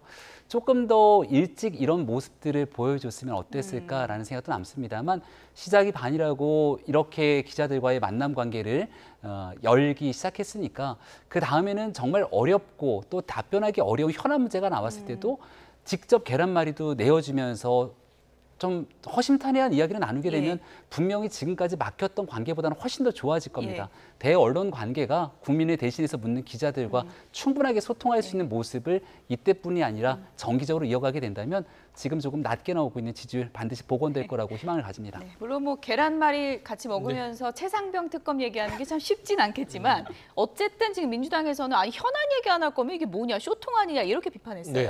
그러니까 뭐 그 말은 할 수 있는 비판이에요. 그러니까 기자회견 2주년이 기자들에게 식사 대접하는 걸로 끝난다면 엄중한 국정을 수행하는 대통령께서 뭐 요리사 대통령 보여주려고 하는 쇼냐? 욕 먹을 수 있죠. 하지만 정치라는 건 쇼도 보여줘야 되기 때문에 거기에 대해서 비판하지는 않겠지만 저는 그렇습니다. 대통령께서 김치찌개와 계란말이 도 잘하는 대통령이 돼야 되는데 김치찌개와 계란말이만 잘하는 대통령이 되면 어떡합니까? 그러니까 요리를 뽐낼 게 아니라 국정 실력을 뽐내야죠. 그리고 기자들의 약속 2년 만에 늦게 해서 약속을 지켜서 미안하다. 국민들하고 한 약속 어떻게 하려고요? 뭘 지켰습니까? 국민들한테는 그렇게 부담이 안 됩니까? 국민들한테 협치하겠다, 국민통합하겠다, 물가 잡겠다, 잘 살게 해주겠다 약속했는데 왜 안 지키세요? 국민들한테 김치찌개하고 계란말이 정도만 지킬 수 있는 대통령인가? 라는 차원에서 저는 그런 비판을 하고 싶은 것입니다. 그리고 이제 따지고 보면 2년 동안 밥 먹으면서 무거운 얘기는 할 수 없지만 통상 청와대에 출입하는 기자들을 보면 이렇게 자리가 있으면 대통령을 맞는 1호석이 있어요. 1번 좌석이. 1번 좌석은 보통 간사들이나 풀당 기자들이 앉아 있어요. 그러면 기본적으로 현안 부분들에 대해서 얘기하고 갑니다. 그래서 그런 정도의 메시지는 나와야 되는데 2년 동안 했던 2주년 기자회견에서 메시지 하나도 안 나오고 김치찌개하고 계란말이만 나오면 보는 국민들 우라통이 터지지요. 어쨌든 뭐 앞치마 두르고 기자들과 소통을 강화하겠다 이런 약속은 이제 지킨 모습이 나오고 있는데 야당과의 소통 넓히는 것도 상당히 중요한 문제인데 이재명 대표가 연금 개혁 관련해서 영수회담하자 제안을 했는데 이건 뭐 사실상 거절을 한 건가요? 어떻게 된 건가요? 21대 국회가 이제 거의 마무리 단계에 와 있지 않습니까? 그리고 연금 개혁을 꺼내기 전에 토요일에 모여서 집회를 열었을 때도 이재명 대표의 목소리는 결국은 해병대원 특검 문제를 더 관철시키기 위한 목소리였고 민주당 최고위원회의에서 공개적인 석상에 탄핵 열차 등의 언급이 나오고 있기 때문에 아마도 지금은 적절한 시기라고 판단되지는 않았을 겁니다. 야당과 나누겠다는 소통의 의지 반드시 실천할 거라고 보고 22대 국회에서 그런 모습들이 실천되기를 바랍니다. 일단 근데 연금 개혁 관련 부분에서는 민주당은 좀 21대 국회에서 빨리 하자 이런 입장을 취하고 있는 상황인데요. 오늘 여야 원내대표가 만났다고 합니다. 어떤 얘기를 했는지 좀 들어보시죠. 오늘 의장님과 우리 박찬대 원내대표님 저 세 사람이 내일 본회의와 관련된 여러 얘기를 나눴습니다. 결론적으로 말씀드리면은 저는 무리한 법안 추진에 대해서 특히 특검법 관련해서 동의할 수 없기 때문에 내일 본회의 의사일정 자체에 대해서 합의할 수 없다 이런 입장을 말씀드렸습니다. 그리고 또 연금과 관련해서 얘기가 잠깐 있었습니다만 서로 기존 입장을 확인하고 이번 국회 내에 처리하기가 어렵다 하는 점을 다시 한번 저희들은 분명히 말씀드렸고 22대가 이제 곧 시작되니까 그때 또 여야 간에 협의를 통해서 좀 속도감 있게 잘 진행해보자 이런 얘기를 나눴습니다. 네. 연금 개혁과 관련된 모수 개혁에 대해서 우리 민주당이 통 크게 13%와 44%를 수용했음에도 불구하고 합의를 이뤄내서 내일 처리하지 못한 것에 대해서는 많이 아쉽습니다. 유감스럽게 생각이 되고요. 하지만 연금 개혁은 윤석열 정부에 꼭 필요한 우선 개혁 과제인 것은 분명하기 때문에 이 부분에 대한 개혁은 꼭 이루어져야 된다라고 생각이 되고요. 남아있는 21대 국회 마지막까지도 우리 추경호 대표님께 더 합의를 위한 노력을 진행하겠다 이렇게 말씀을 드리고요. 내일 그래서 최해병 특검법과 관련된 제2 처리 그리고 부의돼서 올라온 전세사기 특별법에 대한 처리 그리고 아직 법사위와 산자위에 계류되어 있는 그리고 법사위를 통과한 한 130여 건 정도의 민생 법안들이 있습니다. 최대한 합의할 수 있도록 마지막까지 노력을 해서요. 28일 내일 있을 마지막 본회의로 예상되고 있는 내일 같이 올리기 위해서 마지막까지 노력하도록 하겠습니다. 네, 이상입니다. 지금 뭐 오찬으로 협상 이어가시거나 하는 거 있어요? 예, 오늘은 오차는 각자 하기로 했습니다. 원래 당초 예정에 없었기 때문에. 네, 앞으로 뭐 수시로 자주 만날 겁니다. 내일 의사일정 합의를 언제 보시나요? 지금 현재 입장 확인만 한 상태입니다. 저희들은 내일 의사일정에 동의할 수 없다. 그리고 우리 민주당에서는 의장님과 함께 내일 좀 본회의는 예정대로 했으면 좋겠다. 이런 상황입니다. 21일 국회가 29일의 마지막인데 의사일정 언제 합의하시나요? 글쎄, 그거는 뭐 의장님께서도 고심하실 사항 아닌가 싶습니다. 현재는 내일 의사일정조차도 아직 합의가 되고 있지 않다 하는 말씀을 드립니다. 국힘당 입장에서는 내일 28일 마지막 본회의로 예상되고 있는 일정에 대해서 지금 동의하지 않고 있는 상황인데요. 산자위 등 개별 상임위에 계류되어 있는 법안들, 그다음에 법사위에 통과되어 있는 법안들, 그다음에 연금법을 비롯해서 여러 가지 부분에 대해서 마지막까지도 합의할 수 있는 부분에 대해서는 노력하겠다라고 하는 것이 저희 민주당의 입장입니다. 내일 반드시 본회의 열고. 네, 여야 원내대표가 오늘 만나서 연금 개혁안에 대해서 논의는 했지만 접점을 찾지는 못한 것 같습니다. 앞으로 수시로 논의하겠다. 워낙 중요한 사항이니까요. 민주당에서는 우리가 그렇게 양보를 했는데 왜 안 받냐 이런 입장이거든요. 네, 대한민국이 굉장히 중대 사고요. 실제 민주당이 연금 개혁을 할 정도의 강력한 의지가 있었다면 총선이 끝나고 난 다음 21대 국회 마지막에 연금 개혁 처리 통과시키기 위한 국민적 합의와 동의를 끌어내기 노력이 필수적이었을 겁니다. 여야 정치권의 합의보다 훨씬 중요한 게 국민적 동의를 얻어내는 일일 텐데 이 연금 개혁에 대한 최종 의결까지 국민적 동의가 무르익었는가?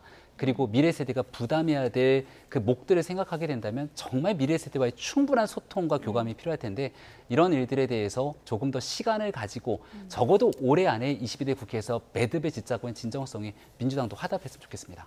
네, 진정성을 따지기 전에요. 일단은 27년 만에 이 연금개혁에 대해서 여야가 거의 이 합의를 이루었다는 점에서 보수개혁은 절호의 기회다. 이걸 놓치면은 22대 가면 또 길어집니다.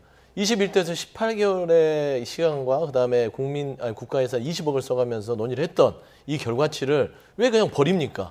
보수개혁에라도 합의를 하고 또 대통령의 공약이었잖아요. 대통령도 좋고 국민의힘도 좋고 특히나 27년 동안 연금개혁에 대한 내용들이 개선이 안 됐기 때문에 국민한테도 좋은 것이에요. 그래서 저는 정말 합리적으로 생각한다면 주도권 좀 뺏기면 어떻습니까? 그냥 야당한테 주도권을 주더라도 국민을 위해서라면 21대에 이 연금개혁안을 처리하는 것들이 국민들한테 22대 국민의힘이 사랑받는 길일 것이다. 저는 워낙 생각합니다. 중요한 내용이기 때문에 저희가 시사정각 앞으로 코너를 통해서 이 문제 자세하게 좀 여러 번 짚어보도록 하겠습니다. 김병민 전 국민의힘 최고위원, 서용주 맥 정치사회연구소장 두 분이었습니다. 고맙습니다.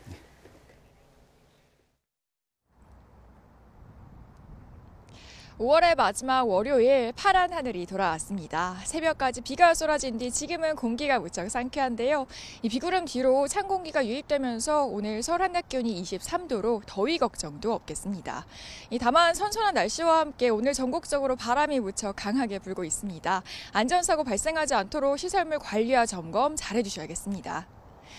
밤사이 비구름이 모두 물러나고 파란 하늘이 드러났습니다. 오늘 전국적으로 공기도 깨끗한 가운데 하늘에 구름만 지나겠는데요. 다만 제주도에는 오후부터 밤사이 5mm 미만의 약한 비가 올 수 있겠습니다. 오늘 이른 여름 더위는 쉬어가겠습니다. 서울 한낮 기온이 23도, 광주 24도, 대구 26도로 예년 수준을 다소 밑도는 곳이 많겠습니다. 그런데 날씨가 덥지 않더라도 자외선엔 주의가 필요합니다. 구름 사이로 햇볕이 내리쬐면서 오늘 전국적으로 자외선 지수가 높음에서 매우 높음 수준 보이겠으니까요. 외출하실 때는 자외선 차단에 신경 써주셔야겠습니다. 내일 낮부터는 다시 초여름 더위가 돌아오겠고요. 남은 한 주 동안 내륙에서는 뚜렷한 비 소식 없이 하늘이 대체로 맑겠습니다. 이 봄에서 여름으로 가는 문턱인 만큼 연일 날씨 변덕이 심한 데다가 일교차가 무척 크게 벌어지고 있습니다. 감기 등 환절기 질환 걸리지 않도록 건강관리 잘 해주셔야겠습니다. 지금까지 YTN 고은재입니다.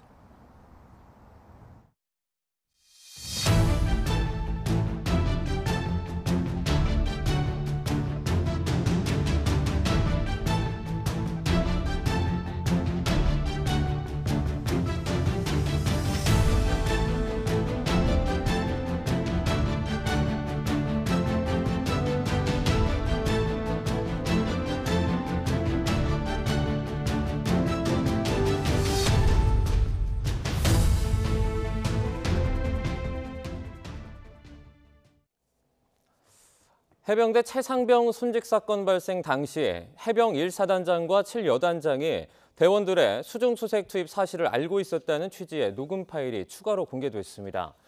최상병이 소속된 포병 7대대 대대장이었던 이모 중령의 변호인인 김경호 변호사는 사고 당일인 지난해 7월 19일 오전 이모 중령과 상관인 7여단장의 통화 녹취를 공개했습니다. 공개된 녹취에서 7여단장은 임성근 전 해병 1사단장이 현장 지도를 오는데 몇 중대로 안내해야 하느냐고 물었고 7대대장은 대원들이 물속에 들어간 모습을 보려면 간방교 일대로 가면 된다고 답변했습니다. 그러자 7여단장은 임 전 1사단장을 간방교 일대로 안내하겠다는 취지로 답했습니다. 뺑소니 혐의로 구속된 가수 김호중 씨에 대해서 보강 수사를 이어가고 있는 경찰이 음주운전 혐의 입증을 자신했습니다. 우종수 경찰청 국가수사본부장은 오늘 출입기자 정례간담회 자리에서 음주운전 혐의에 대한 증거자료와 진술을 보강해 구속기한 안에 김 씨에 대한 수사를 마무리 짓겠다고 밝혔습니다. 김 씨에 대한 거짓말 탐지기 조사 여부에 대해서 우 본부장은 자백이 유일한 증거는 아니고 객관적 자료 확보와 참고인을 충분히 조사한 만큼 현재로선 검토하고 있지 않다고 선을 그었습니다.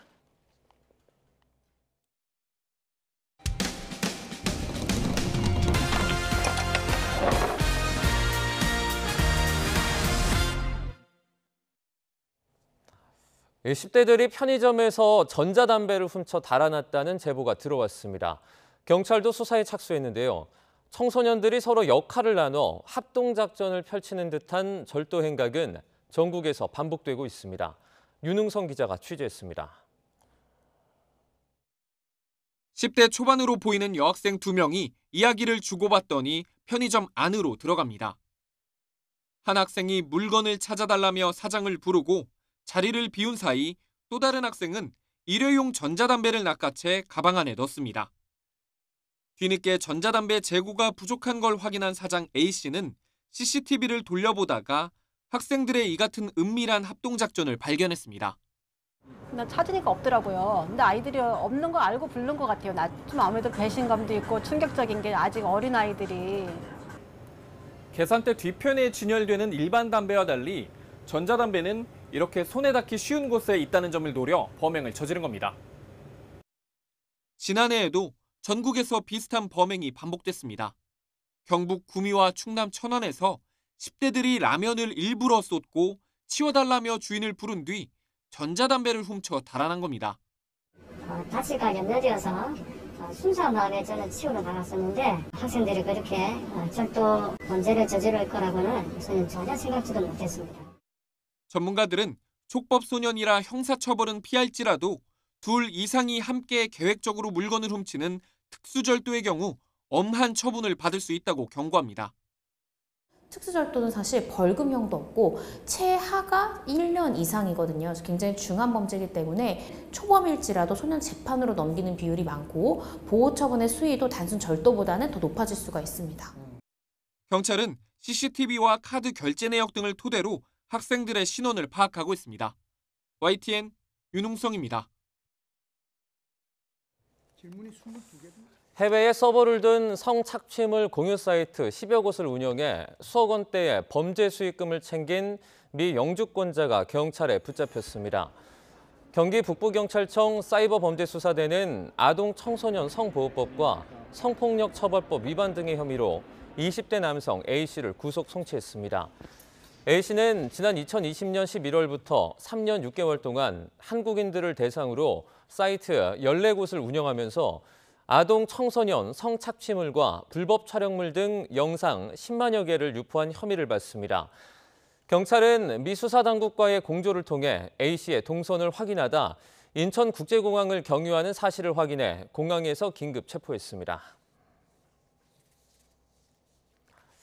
꽉 막힌 출근길에 발을 동동 구르던 위급한 응급환자가 경찰의 도움으로 무사히 병원에 도착했습니다.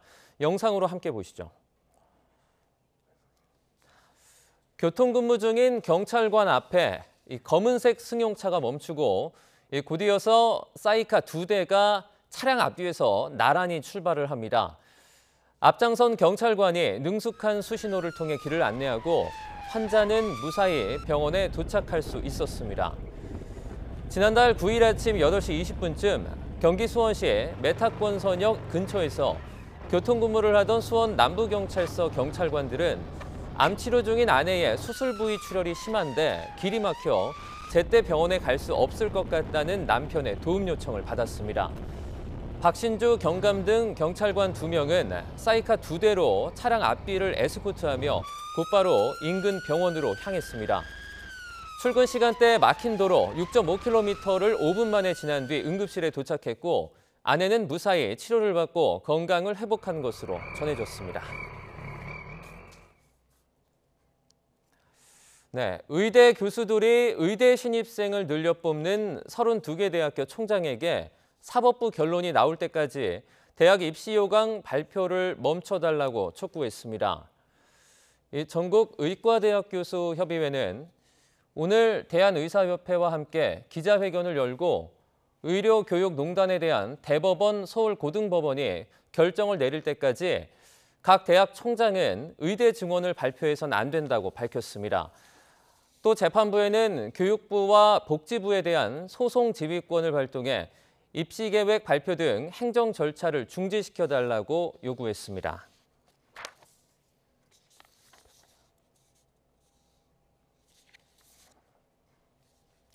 네, 암보험에 가입하신 분들 눈여겨보셔야 할 소식입니다.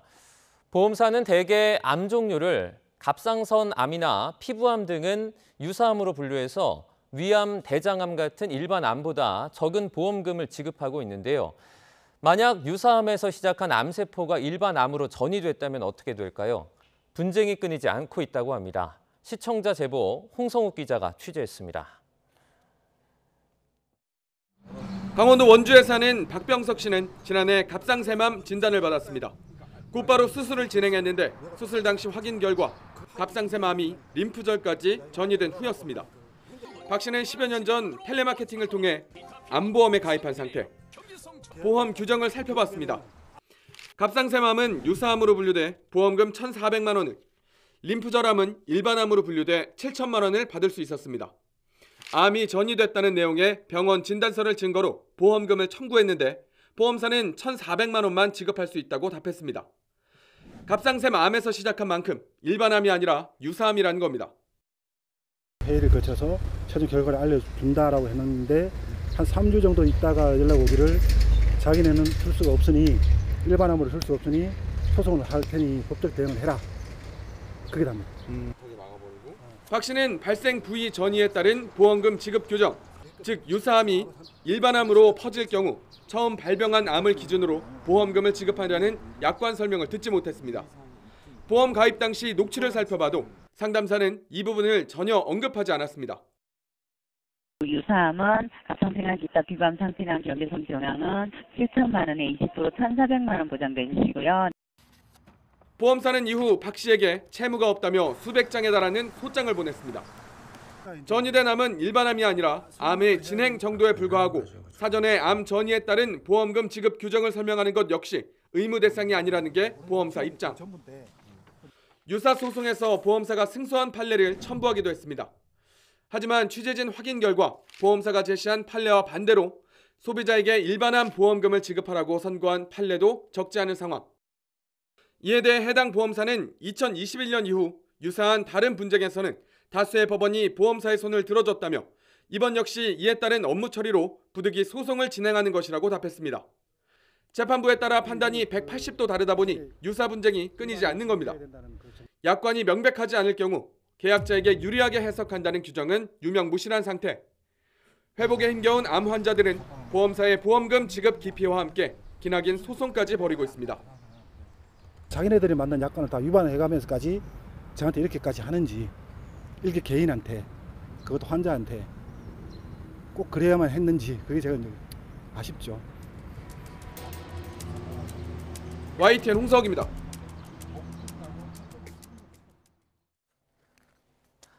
가수 이명웅의 단독 콘서트가 어제와 그제 이틀간 상한벌로 불리는 서울 월드컵 경기장에서 품격이 있었다는 평가 속에 성황리에 마무리되었습니다.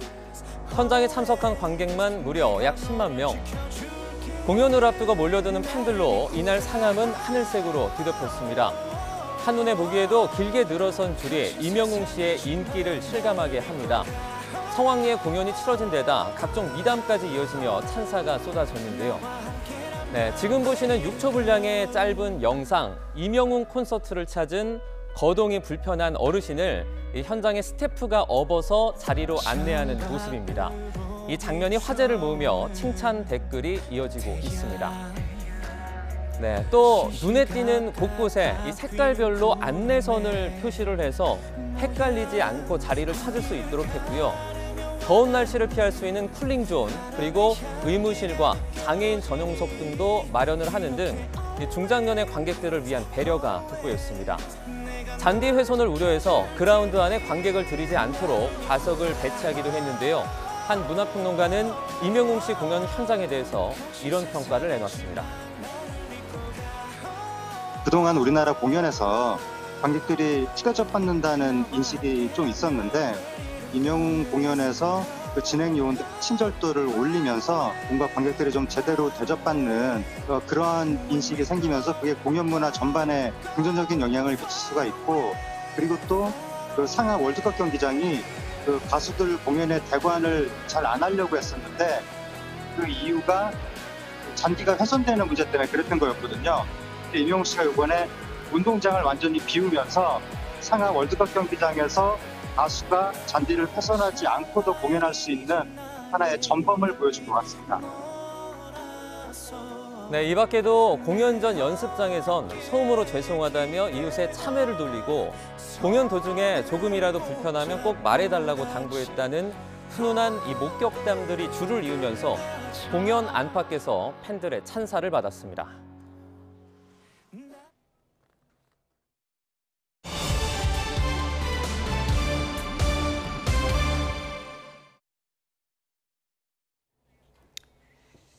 네, 제9차 한일중 정상회의가 조금 전에 끝났습니다. 공동기자회견을 열고 이번 회의의 성과도 설명을 했는데요. 이 내용 전문가와 짚어보도록 하겠습니다. 김열수 한국군사문제연구원 안보전략실장 모셨습니다. 어서 오세요. 네, 안녕하세요.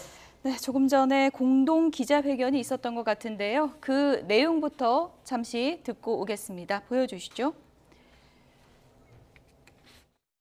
오늘 제9차 한일중 정상회의를 개최하여 기시다 후미오 총리님, 리창 총리님과 격의 없이 진솔하게 협의하는 시간을 갖게 된 것을 뜻깊게 생각합니다. 오늘을 기점으로 3국 정상회의는 정상화되었고 올해로 25주년을 맞이한 한일중 협력체제가 앞으로 더욱 성장해 나갈 수 있는 발판이 마련되었습니다. 의장국인 한국의 노력을 지지해 준 두 분 총리님께 감사드립니다. 우리 세 사람은 3국 협력의 원동력이 국민들의 지지에 있다는 데 공감하고 3국의 국민들이 체감할 수 있는 실질 협력을 확대하기로 했습니다. 3국 협력의 기반은 세 나라 국민들의 상호 이해와 신뢰입니다. 이를 위해서는 자주 만나고 소통해야 합니다. 우리는 2030년까지 연간 인적 교류 4천만 명을 달성하기 위해 노력하면서 특히 미래 세대 간 교류를 적극 추진해 나아가기로 하였습니다. 또한 2025년과 2026년을 한일 중 문화교류의 해로 지정하여 인적, 문화적 교류를 더욱 활성화해 나아가기로 하였습니다. 또한 우리는 무엇보다 삼국 협력이 삼국 국민들의 민생의 보탬이 되어야 하며 국민들의 건강하고 안전한 삶을 촉진하는 데 도움이 되어야 한다는 데 의견을 같이 했습니다. 이를 위해 우리는 투명하고 예측 가능한 무역 투자 환경을 조성하고 안전한 공급망을 구축하기로 하였습니다. 나아가 대기 오염 등 환경 문제, 공중 보건 위기, 초국경 범죄에도 협력하면서 함께 대응해 나아가기로 하였습니다. 또한 한일 중 3국은 영내 여타 국가들과의 협력도 확대하기로 하였습니다. 몽골과는 황사 저감 협력을, 아세안 국가들과는 캠퍼스 아시아, 스타트업 육성, 지식재산 협력을 통해 영내 공동 번영을 모색할 것입니다. 우리 3국이 이러한 국민체감형 협력 사업을 안정적으로 추진해 나아가기 위해서는 3국의 협력 체제가 보다 굳건해져야 합니다. 우리는 3국 정상회의를 정례적으로 개최하고 3국 협력 사무국의 활동을 지원하면서 3국 협력의 제도화를 계속 추진하기로 하였습니다. 우리는 한일 중 3국 간의 활발한 협력이 양자 관계는 물론 영내 평화와 번영을 증진하는 데 기여한다는 것에 공감했습니다. 또한 우리는 한반도의 평화와 안정을 유지하는 것이 3국 공동의 이익이자 책임임을 재확인하였습니다.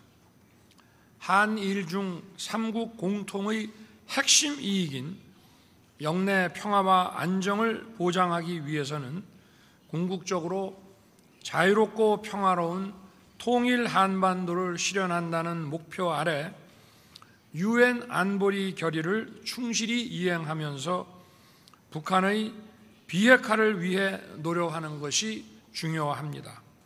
아울러 북한이 오늘 예고한 소위 위성 발사는 명백한 안보리 결의 위반이며 국제사회가 단호하게 대응해 나가야 할 것입니다. 이번 회의에서 채택된 공동선언은 우리 3국이 민생 증진과 영내 평화와 번영을 위해 긴밀히 협력하겠다는 의지를 담고 있습니다. 성공적인 회의 결과를 만드는 데 힘을 모아주신 두 분 총리님께 감사드립니다. 그리고 성원해 주신 우리 3국의 국민 여러분께도 감사 말씀을 드립니다. はい、本日、豊かな伝統文化とトレンドの最先端が見事に融合した魅力あふれるここソウルにおいて윤석열 대통령과 리창 국무원 총리님과 함께 25년째를 맞이한 제9차 일중한 정상회의를 개최할 수 있었음을 영광으로 생각합니다. 윤석열 대통령과 한국 정부 그리고 한국 여러분들의 따뜻한 환영에 대해 깊이 감사드립니다. 지난번 3국 정상회의 이후 국제사회는 다양하면서도 복잡한 그리고 상호 연관된 과제들과 대치해 왔습니다. 또 저출생 고령화 같은 3국 공통의 커다란 과제도 존재합니다. 이런 가운데 4년 반 만에 개최된 오늘 정상회의에서 우리 새 정상은 지역의 평화와 번영에 막중한 책임을 공유하는 우리 3국이 폭넓은 분야에서 협력을 추진하겠다는 결의를 재확인했습니다. 이를 바탕으로 새 정상은 윤석열 대통령께서 제시하신 우선 분야를 대상으로 여러 시책을 추진하자는 데 의견을 같이 했습니다. 저는 다음 3가지 측면에 초점을 맞추어 일본의 입장을 설명드렸습니다. 첫째는 일한중 3국의 상호 이해와 신뢰를 키우기 위한 인적 교류의 중요성입니다. 대학 간 교류와 관광을 통해 인적 교류를 더욱 촉진하고 또 내년부터 2년 동안을 문화 교류의 해로 지정하자는 데 새 정상의 의견이 일치했습니다. 둘째는 지속 가능한 사회를 구현하기 위해 저출생, 고령화 대책과 같은 3국 공통의 사회 경제적 과제와 그리고 글로벌 과제 해결에 힘쓰고 우리 3국이 솔선하여 선진적인 모델을 제시하는 것이 중요하다는 점을 확인했습니다.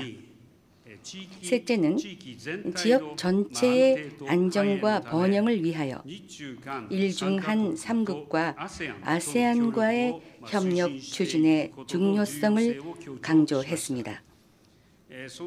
그 일환으로 신속 금융 프로그램 창설 등 아세안과의 협력이 꾸준히 진전되고 있음을 새 정상은 환영했습니다.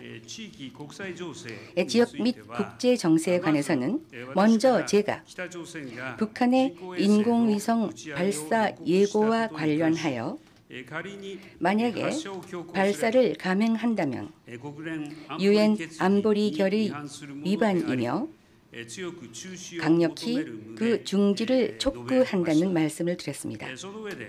그리고 나서 북한의 비핵화와 한반도의 안정이 일중한 우리 3국의 공동의 이익임을 다시 한번 확인했습니다. 또한 납치 문제의 즉시 해결을 위해 양 정상께서 계속 지원해 주실 것을 요청드렸고 양 정상께서 이해를 표명해 주셨습니다. 러시아의 우크라이나 침략에 관하여 저는 세계 어디서든 힘에 의한 일방적인 현상 변경 시도는 결코 용납될 수 없다는 말씀을 드린 후 일본의 입장을 설명드렸습니다. 경제 분야에 대해서는 자유롭고 공정한 국제 경제 질서의 유지와 그리고 강화의 중요성을 지적하였습니다. 이런 관점에서 무역과 투자 양면에서 깊은 관계를 맺고 있는 우리 3국이 RCEP 협정 플러스를 지향하고 또 높은 수준의 규범을 포함하는 미래지향적 일중한 FTA의 바람직한 모습에 관하여 솔직한 의견을 나누자는 말씀을 드렸습니다. 오늘 정상회의는 일중한 3국 프로세스의 재활성화를 확고하게 만드는 중요한 계기가 되었습니다. 일본에서 개최될 차기 정상회의를 향하여 3국 간 협력을 오늘날 우리가 직면한 과제에 대응하는 형태로 발전시키기 위해 전력을 다하고자 합니다. 감사합니다. 여러분 안녕하십니까? 기자분들과 만나게 돼서 반갑습니다. 먼저 윤석열 대통령님께서 또한 한국 정부는 우리에 환대해 주셔서 또한 이번 회의의 성공적인 개최를 위해 써주신 노력에 대해서 사의를 표하는 바입니다. 올해는 중한일 협력체제 출범 25주년이 되는 해입니다. 25년 이래 3국은 발전 촉진, 동아시아 협력 강화, 지역 및 세계 평화 번영 수호하자는 협력 취지를 견지하면서 전반적으로 각 분야의 실질적인 협력을 안정적으로 추진해 왔습니다. 방금 윤석열 대통령님과 기시다 후미오 총리님과 함께 중한일 3국 협력을 회고하고 우리의 공동 관심사인 지역 및 국제 이슈에 대해 심도 있게 의견을 교환하였습니다. 우리는 새로운 도전과 기회에 직면하여 중한일 협력은 새로운 책임 또한 새로운 행동을 보여야 한다는 데 의견을 같이 하였으며 주로 아래와 같은 세 가지 방면에서 함께 노력해야 한다고 생각합니다. 첫 번째, 장기적인 공동이익에 주목하고 설린 우호를 보여줘야 합니다. 중한일 3국은 전략적 소통과 정치적 상호 신뢰를 심화하고 진정으로 공동 발전 추진과 국민 복지 향상에 입각하여 다음 단계 3국 협력 계획을 설계하고 또한 구체적으로 추진해 나감으로써 3국은 올바른 궤도에서 발전하고 협력할 수 있도록 확보해야 합니다. 둘째, 더 높은 수준의 협력 상승에 주목해서 실질적인 협력을 강화해야 합니다. 이번 회의에서 제9차 중한일 정상회의 공동선언을 채택함으로써 권범위의 협력을 착실히 추진해야 한다고 강조했습니다. 첫 번째는 경제 무역의 폭발적 연결을 심화하고 영내 산업망, 공급망 협력을 강화하여 중한일 FTA 협상 체계를 추진합니다. 둘째, 과학기술 혁신 협력을 심화하고 특히 인공지능, 디지털 경제, 녹색 경제 등 첨단 분야의 협력을 강화해야 합니다. 셋째는 인문 교류를 심화하고 우리는 2025년에서 2026년에 중한일 문화교류의 해로 지정해서 이를 계기로 인완의 왕래를 확대하기로 합의하였습니다. 셋째, 장기적인 평화 안정 실현하는 데 주목하고 더 좋은 환경을 마련합니다. 중한일 3국은 예민한 문제와 갈등, 이견을 선처하고 서로의 핵심 이익과 중대 관심사를 배려해주며 진정한 다자주의를 실천함으로써 동북아 지역에서의 안정, 안전을 함께 수호하고 지역과 세계 평화 안녕을 추진해야 합니다. 중국은 시종 일관, 한반도의 평화와 안정을 추진하는 데 유지하고 한반도 문제 정치적인 해결을 추진하고 있습니다. 관련 측은 자제를 유지하고 사태에 더 악화하고 복잡해지는 것을 예방해야 한다고 생각합니다. 우리 3자는 이번 회의 종료 후 일본은 이어서 의장국을 맡은 데 의견을 합의하였습니다. 중국 측은 차기 정상회의가 순조롭게 개최되도록 일본이 의장국으로서 직책을 이행하는 데 적극적으로 지지하겠습니다. 중국은 시종일관 3국 협력을 중요시하고 있습니다. 이번 회의 계기로 한국, 일본 양측과 함께 상호 신뢰를 계속 심화하고 협력을 강화하여 서로 마주보고 향하여 협력을 나감으로써 안정적으로 추진하겠습니다. 감사합니다.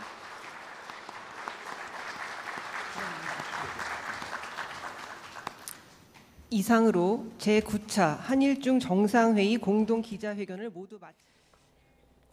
네, 한일중 정상회의가 4년 5개월 만에 열렸고요. 지금 3국 정상의 공동 기자회견 내용을 전해드렸습니다. 어떤 부분에 의미를 갖고 좀 들여다봐야 될지 전문가와 얘기 나눠보도록 하겠습니다. 김열주 실장 오늘 나오셨는데요. 네.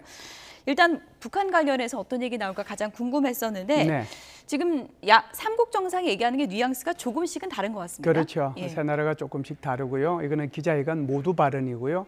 공동성명에는 이것이 어떤 내용으로 포함이 될지가 저는 이제 굉장히 관심 사항인데 어찌됐든 세 대통령, 그러니까 세 분의 말씀들이 조금씩 달라요. 우리나라 윤석열 대통령께서는 북한의 비핵화라고 그랬어요. 한반도가 아니고. 북한의 비핵화를 위해서 다 같이 노력해야 된다라고 얘기를 했고요. 기시다 총리께서는 북한의 비핵화와 함께 한반도의 안정이 삼국의 공동이익에 중요하다라고 얘기를 한 반면에 지금 리창 총리는 조금 이제 한일 간의 그 수장들이 말씀하신 내용하고 다른 뉘앙스로 말씀을 하셨어요. 한반도 평화 안정을 유지하고 그리고 한반도 문제의 정치적인 해결을 위해서 노력해야 된다. 그래서 핵심이 이제 북한 비핵화라든지 이것이 한반도 문제라는 그 속에 넣어서 그게 그냥 훨씬 더 포괄적으로 적시하지 않고 이런 식으로 표현을 했다. 그래서 지금 말씀하신 것처럼 뉘앙스의 차이가 조금씩 있습니다. 그러니까 북핵 문제를 북한이라고 표현하느냐, 한반도로 표현하느냐 이 부분도 상당히 좀 예민한 문제인 거군요. 예. 리창 총리가 한반도 평화와 안정을 추진하겠다고 하면서 정치적 해결을 추진하겠다 이렇게 얘기를 했는데 이건 좀 어떤 의미로 해석할 수 있을까요? 그러니까 정치적 해결이라고 하는 것이 한반도 문제에 여러 가지 이제 있을 수 있는데 가장 큰 것이 아무래도 이제 북한의 비핵화가 되지 않겠습니까?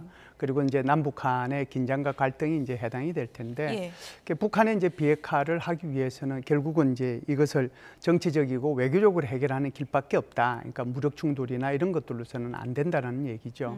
그래서 훨씬 더 이제 우리가 듣기 좋기로는 북한의 비핵화라고 이렇게 딱 적시를 해주면 좋았을 텐데 그렇게 얘기를 하지 않고 한반도 문제의 정치적 해결이라는 표현 속에 이 모든 내용들이 들어가도록 그렇게 아주 좀 애매하게 표현을 했다 이렇게 볼 수가 있습니다. 애초에 중국에서 리창 총리가 이 정상회의에 참석을 했기 때문에 이런 정치적인 부분, 워낙에 이제 경제 전문가로 알려져 있는 인물이다 보니까 이런 부분에 대해서 어떤 뭐 가시적인 얘기를 하긴 좀 힘들 것이다 이런 얘기도 있었는데 그게 좀 맞다고 보십니까? 네, 그런 면도 있죠. 사실상 한중일 정상회의의 그 표현에 맞지는 않는데요. 한중일 정상회의의 출범 자체가 사실상 이 동아시아에서 소위 말하는 그 경제 위기가 발생을 했을 때 그때 이제 한중일 정상들이 모여가지고 같이 한번 회의를 해보자라고 이제 시작을 한 거거든요. 초점은 경제에 그때 초점이 있었을 거 아니에요. 그러면은 그때 당시로 보면 집단 지도 체제였단 말이죠. 그러니까 총리가 경제 분야를 다 담당을 했으니까 그러면 한중일 정상회담 할 때 중국에서는 그럼 총리가 와라. 그래가지고 그것이 지금까지 이렇게 관행적으로 해오고 있는 거거든요. 근데 지금은 이제 시진핑 체제가 들어서면서 특히 상기 체제가 들어서면서 집단 지도 체제라는 말은 없어져 버린 거잖아요. 1인 지배 체제로 갔고 그럼에도 불구하고 지금 리창 총리는 뭐 경제를 담당하는 거기 때문에 한중일 정상회의의 원래 출범의 목적 그리고 그 속성, 그리고 참여하는 사람 이런 것들을 고려해 볼 때 정치적이고 외교적인 문제보다는 오히려 경제적이고 사회적인 문제에 초점을 맞춰서 합의를 하고 회의를 했다. 이렇게 볼 수가 있습니다. 어쨌든 지금 국제사회 구도가 한미일 대 북중러 이 구도가 좀 심화되는 상황이었고 한국과 중국의 관계가 좀 소원해졌다. 이런 얘기들이 나오는 상황에서 오늘 삼국 정상이 만났고 그리고 삼국 정상회의를 앞으로 좀 복원하겠다. 이런 선언을 했다는 것 자체는 좀 의미가 있겠죠. 굉장히 중요한 얘기죠. 사실상 이렇게 가까이 있는 나라, 세 나라가 그리고 어떻게 보면 동아시아에서 가장 국민 소득이 높고 경제적으로 뭐 굉장히 이제 뛰어난 나라들인데 이 세 나라가 이제 그런 중요한 회의체가 있었음에도 불구하고 그 회의가 열리지 않았다는 것 자체가 이상하잖아요. 사실상 이제 처음에 출발했을 때는 잘 열리다가 사실상 그게 이제 한국과 중국 사이에 중국과 또 일본 사이에 그리고 이제 한국과 일본 사이에 여러 가지 이제 문제들이 생기면서 이렇게 이제 늦어지기 시작을 했거든요. 게다가 최근에는 이제 또 코로나19까지 터졌으니까 더 이상은 이제 회의를 진행을 할 수가 없었단 말이죠. 그러니까 2019년도에 청도에서 하고 나서 4년 5개월 만에 지금 하는 건데 이거 자체가 우리가 이제 호스트 국가니까 초청 국가니까 굉장히 중요한 의미를 가지고 한중일의 협의체가 정상 간의 협의체가 복원되었다. 그거 자체가 굉장히 중요한 거고요. 이것을 기점으로 해서 아까 대통령께서도 말씀을 하셨지만 앞으로는 이것이 매년 정례화될 가능성도 있겠다 이런 생각을 합니다. 뭐 삼국 정상도 오랜만에 만났지만 이렇게 된 김에 지금 삼국 좀 인적 교류도 많이 해보자 이런 얘기도 있었던 것 같고 기자회견 얘기 보니까 내년하고 후년 2년 동안 문화교류회를 지정하자 그랬는데 뭐 중국 가기, 일본 가기 좀 문턱이 더 낮아지는 건가요? 어떻게 봐야 될까요? 뭐 그럴 가능성이 있겠죠. 이제 문화 교류를 많이 하자라고 하면은 지금은 이제 어찌 됐든 그 한국과 중국 사이는 오고 가고 할 때 비자 이제 그 면제가 안 되잖아요. 그래서 비자를 받으려고 하면은 굉장히 이제 오랜 시간이 걸리고 그러는데 한일 간에는 비자 없이 지금 왔다리 갔다리 이제 하면서 굉장히 이제 관광객들이 많아졌는데 지금 중국과는 그러지 않았거든요. 그러면 이제 내년하고 후내년하고 그렇게 한번 해보자라고 하면 그런 부분에 대한 것들이 좀 열릴 수 있겠구나 이런 생각이 들고요. 그게 이제 사람들이 오가게 되면 사람만 오가겠습니까? 뭐 한한령이 어떤 식으로 이제 풀리게 될지는 모르겠지만 그런 분야로 문화 분야로까지 확대될 가능성도 있지 않겠는가 그런 희망을 가져봅니다. 공동 선언문에 저도 어떤 내용이 담길지 지켜봐야 될 것 같다는 생각이 드는데 어쨌든 어제 있었던 연쇄 양자회담에서 좀 더 밀도 있는 얘기가 있었을 것 같고요. 한중 정상회담도 오랜만에 열린 건데 그 회담에서 나온 내용 중에는 어떤 내용을 좀 주목하시나요? 사실은 이제 이번에 한중일 정상회담이 제9차 회의가 열리지만 한국으로 봐서는 한중일 정상회담도 중요하지만 이보다 더 중요한 것은 한중 간의 정상회담이 훨씬 더 중요했으리라고 저는 생각을 해요. 그리고 이제 꽤 괄목할 만한 여러 가지 이제 합의들을 봤는데요. 그것이 바로 이제 그 2+2 외교안보 회담을 하겠다라고 하는 거거든요. 양국의 외교부 차관 그리고 양국의 국방부 국장 그러면 2+2가 되잖아요. 그걸 이제 하자라고 하는 거고요. 두 번째는 이제 한중 FTA가 2020년에 발효가 됐나요? 2015년에 발효가 됐나요? 그때는 주로 상품에 관한 거였거든요. 서비스 분야로 확대를 하자. 그래서 2단계에 관해서 FTA 협정을 체결하기 위한 이제 논의를 해보자라고 하는 거니까 거기에는 이제 문화 분야 그리고 법률 분야, 뭐 관광 분야 이런 것들이 포함이 됩니다. 그리고 세 번째는 이제 투자협력위원회를 13년 만에 이제 개최하자라고 했거든요. 투자협력위원회는 한국의 산자부하고 중국의 이제 상무부 여기가 이제 장관들이 참석하는 회의란 말이죠. 그러면 일단 장관급 회의가 열리는 거잖아요.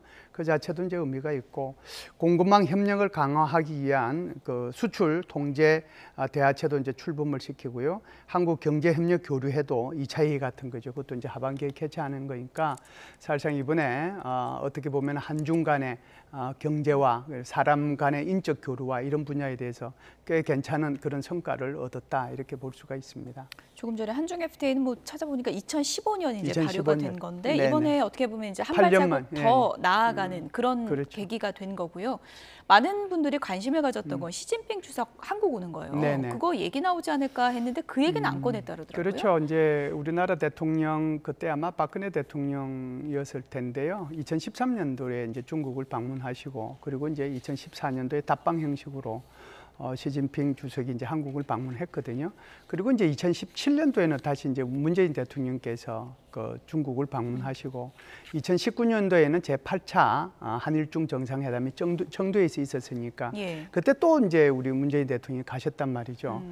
그러면 이제 답방 자체는 그 시진핑 주석이 할 차례입니다. 그래서 작년 가을이죠. 작년 9월 달에 그 항저우 아시안 게임 할 때 우리 총리께서 가셔가지고 여기 시진핑 주석을 만났잖아요. 그래서 한국 방문하는 것에 대해서 진지하게 검토하고 있다라고 얘기를 했거든요. 이런 것들을 보면 아마 이번에 이제 한일중 정상회담도 있었으니까 시진핑 주석의 방한 가능성도 있지 않겠는가. 단 우리가 다시 이제 먼저 가야 되는지 그렇지 않으면은 이제 시진핑 주석이 답방의 형식으로 이제 한국에 와야 되는지 그런 문제는 아마 계속해서 좀 논의가 되지 않겠느냐. 그럼에도 불구하고 서로 오가는 것은 가능하고 정상회담도 가능성이 있지 않겠느냐 이렇게 봅니다. 어쨌든 이번 한일중 정상회의가 한중 관계에는 좀 청신호는 될 것 같다 이렇게 보시나요? 그렇죠. 그렇게 보는 거죠. 그게 이제 가장 뭐 핵심이라고 저는 생각을 해요. 한일중 정상회담보다도 더 귀하고 우리한테 중요했던 것은 한중 간의 정상회담이었고 이것을 발판으로 정말 시진핑 주석의 방한 또는 우리 윤석열 대통령의 방중 그걸 통한 정상회담 이런 것까지도 연결될 수 있기 때문에 굉장히 중요한 그런 회담이었다 이렇게 보죠. 한일중 정상회의를 북한 김정은 위원장은 어떤 시선으로 바라보고 있었을까요? 그것도 궁금한데요. 아무래도 좀 불편하게 생각을 할 겁니다. 왜 그러냐면 지난 16일, 17일 푸틴 대통령이 중국을 방문을 했잖아요. 중국을 방문을 해서 그리고 이제 베이징에서 정상회담을 하고 하얼빈으로 갔단 말이죠. 그래서 하얼빈 갔다가 다시 이제 북한으로 와서 정상회담을 할 줄 알았거든요. 예. 그러니까 아마 우리들도 많은 외국의 전문가들도 아마 이렇게 하얼빈을 간 이유는 하얼빈 들렀다가 한번 북한으로 가지 않겠는가 그렇게 생각을 했는데 결국은 푸틴이 그걸 북한으로 가지 않고 바로 본국으로 귀국을 했단 말이죠. 이것은 이제 중국을 배려한 거거든요. 어떻게 그렇군요. 보면 중국은 배려했지만 북한은 배려하지 않은 거예요. 자, 그런데 지금 한일중 정상회담이 그것도 서울에서 열리고 있잖아요. 그러니까 좀 불편하죠. 불편하니까 어떻게 이제 수많은 날짜들이 있음에도 불구하고 하필 오늘 새벽에 그렇게 제 두 번째 그러니까 정찰 위성 그것을 발사하겠다고 발표를 합니까? 날짜를 작정한 건가요? 그렇죠. 제가 볼 때는 날짜를 작정을 했고요. 그래서 이제 이게 뭐 한 10일간의 여유가 있으니까 그게 뭐 빨리 하게 되면 이제 오늘 이 리창 총리가 귀국하고 난 뒤에 바로 날씨가 좋으면 바로 발사할 수도 있거든요. 그래서 그런 것들을 보면은 조금은 이제 김정은의 입장에서 보면 한일중 이 정상회담이 불편하지요. 예. 저희가 뭐 시간이 지금 1분 정도 남아 있는데 끝으로 이거 좀 여쭤볼게요. 네네. 어쨌든 이번 한일중 정상회의의 핵심은 이제 한중 관계 복원이라고 이제 그렇죠. 얘기를 해주셨는데 또 한중 관계 생각할 때 또 한미 관계도 같이 생각해야 네네. 되는 외교적인 어려움이 있지 않습니까? 네. 끝으로 이걸 어떻게 풀어야 될지 정리를 좀 해주시죠. 우리 이제 외교의 근간은 그것이 이제 진보 정부든 보수 정부든 역대 대통령께서 다 그렇게 말씀을 하셨어요. 대한민국 외교의 근간은 한미 동맹이다라고 얘기를 했어요. 그래서 예를 들어서 이제 외교적인 문제, 군사적인 문제, 그것은 한미 동맹이 핵심이고요. 한미 동맹이 우리 외교의 근간이라고 해서 그것을 확대하거나 확장하는 것을 두려워하거나 어려워해서는 안 되는 거거든요. 그래서 경제 분야나 사회 분야나 이런 분야는 얼마든지 우리가 뭐 앞으로 러시아하고도 그리고 뭐 중국은 말할 것도 없고 확대할 수 있습니다. 그렇게 또 확대해 나가는 것이 대한민국의 국민과 국익을 위해서 좋은 거거든요. 아마 그런 차원에서 이번에도 한중 정상회담이 좀 성공적으로 끝나지 않았는가 이렇게 생각을 합니다. 외교적 줄다리기가 중요하겠군요. 그렇죠. 네. 지금까지 한일중 정상회의 공동기자회견 내용 분석해봤습니다. 지금까지 김열수 한국군사문제연구원 안보전략실장이었습니다. 오늘 감사합니다. 감사합니다. 네, 뉴스나우 잠시 뒤에 이어집니다. 파란 하늘에 햇살이 내리쬐고 있습니다. 오늘 비가 그친 뒤 산뜻한 날씨가 이어지고 있는데요. 현재 21도 보이고 있는 서울 기온은 한낮에도 23도에 머물 것으로 보입니다. 낮 동안 더위 없이 활동하기 좋겠지만 오늘 전국적으로 바람이 무척 강합니다. 이 시설물 점검과 관리 잘 해주셔서 안전사고 없도록 해주셔야겠습니다. 오늘 전국 하늘에 구름만 가끔 지나고 있습니다. 공기도 깨끗한데요.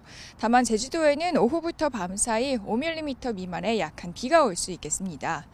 휴일 곳곳에 쏟아지던 비는 밤사이 잦아들었지만 비구름 뒤로 찬 공기가 유입됐습니다.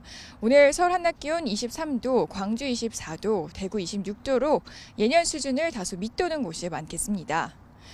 그런데 구름 사이로 내리쬐는 햇볕이 꽤 강합니다. 한낮에는 전국적으로 자외선 지수가 높음에서 매우 높음 수준 보이겠으니까요. 바깥에서는 모자나 양산으로 볕을 피해 주시면 좋겠습니다. 내일 낮부터는 다시 초여름 더위가 돌아오겠고요. 남은 한 주 동안 내륙에서는 뚜렷한 비 소식 없이 하늘이 대체로 맑겠습니다. 이 봄에서 여름으로 넘어가는 문턱인 만큼 날씨 변동이 심한 데다가 연일 일교차가 무척 크게 벌어지고 있습니다. 감기 등 환절기 질환 걸리지 않도록 건강관리 잘 해주셔야겠습니다. 지금까지 YTN 고은재입니다. 뉴스나우 오늘 순서는 여기서 마치겠습니다. 내일 오전 11시 30분 더 생생한 뉴스로 찾아뵙겠습니다. 여러분 고맙습니다.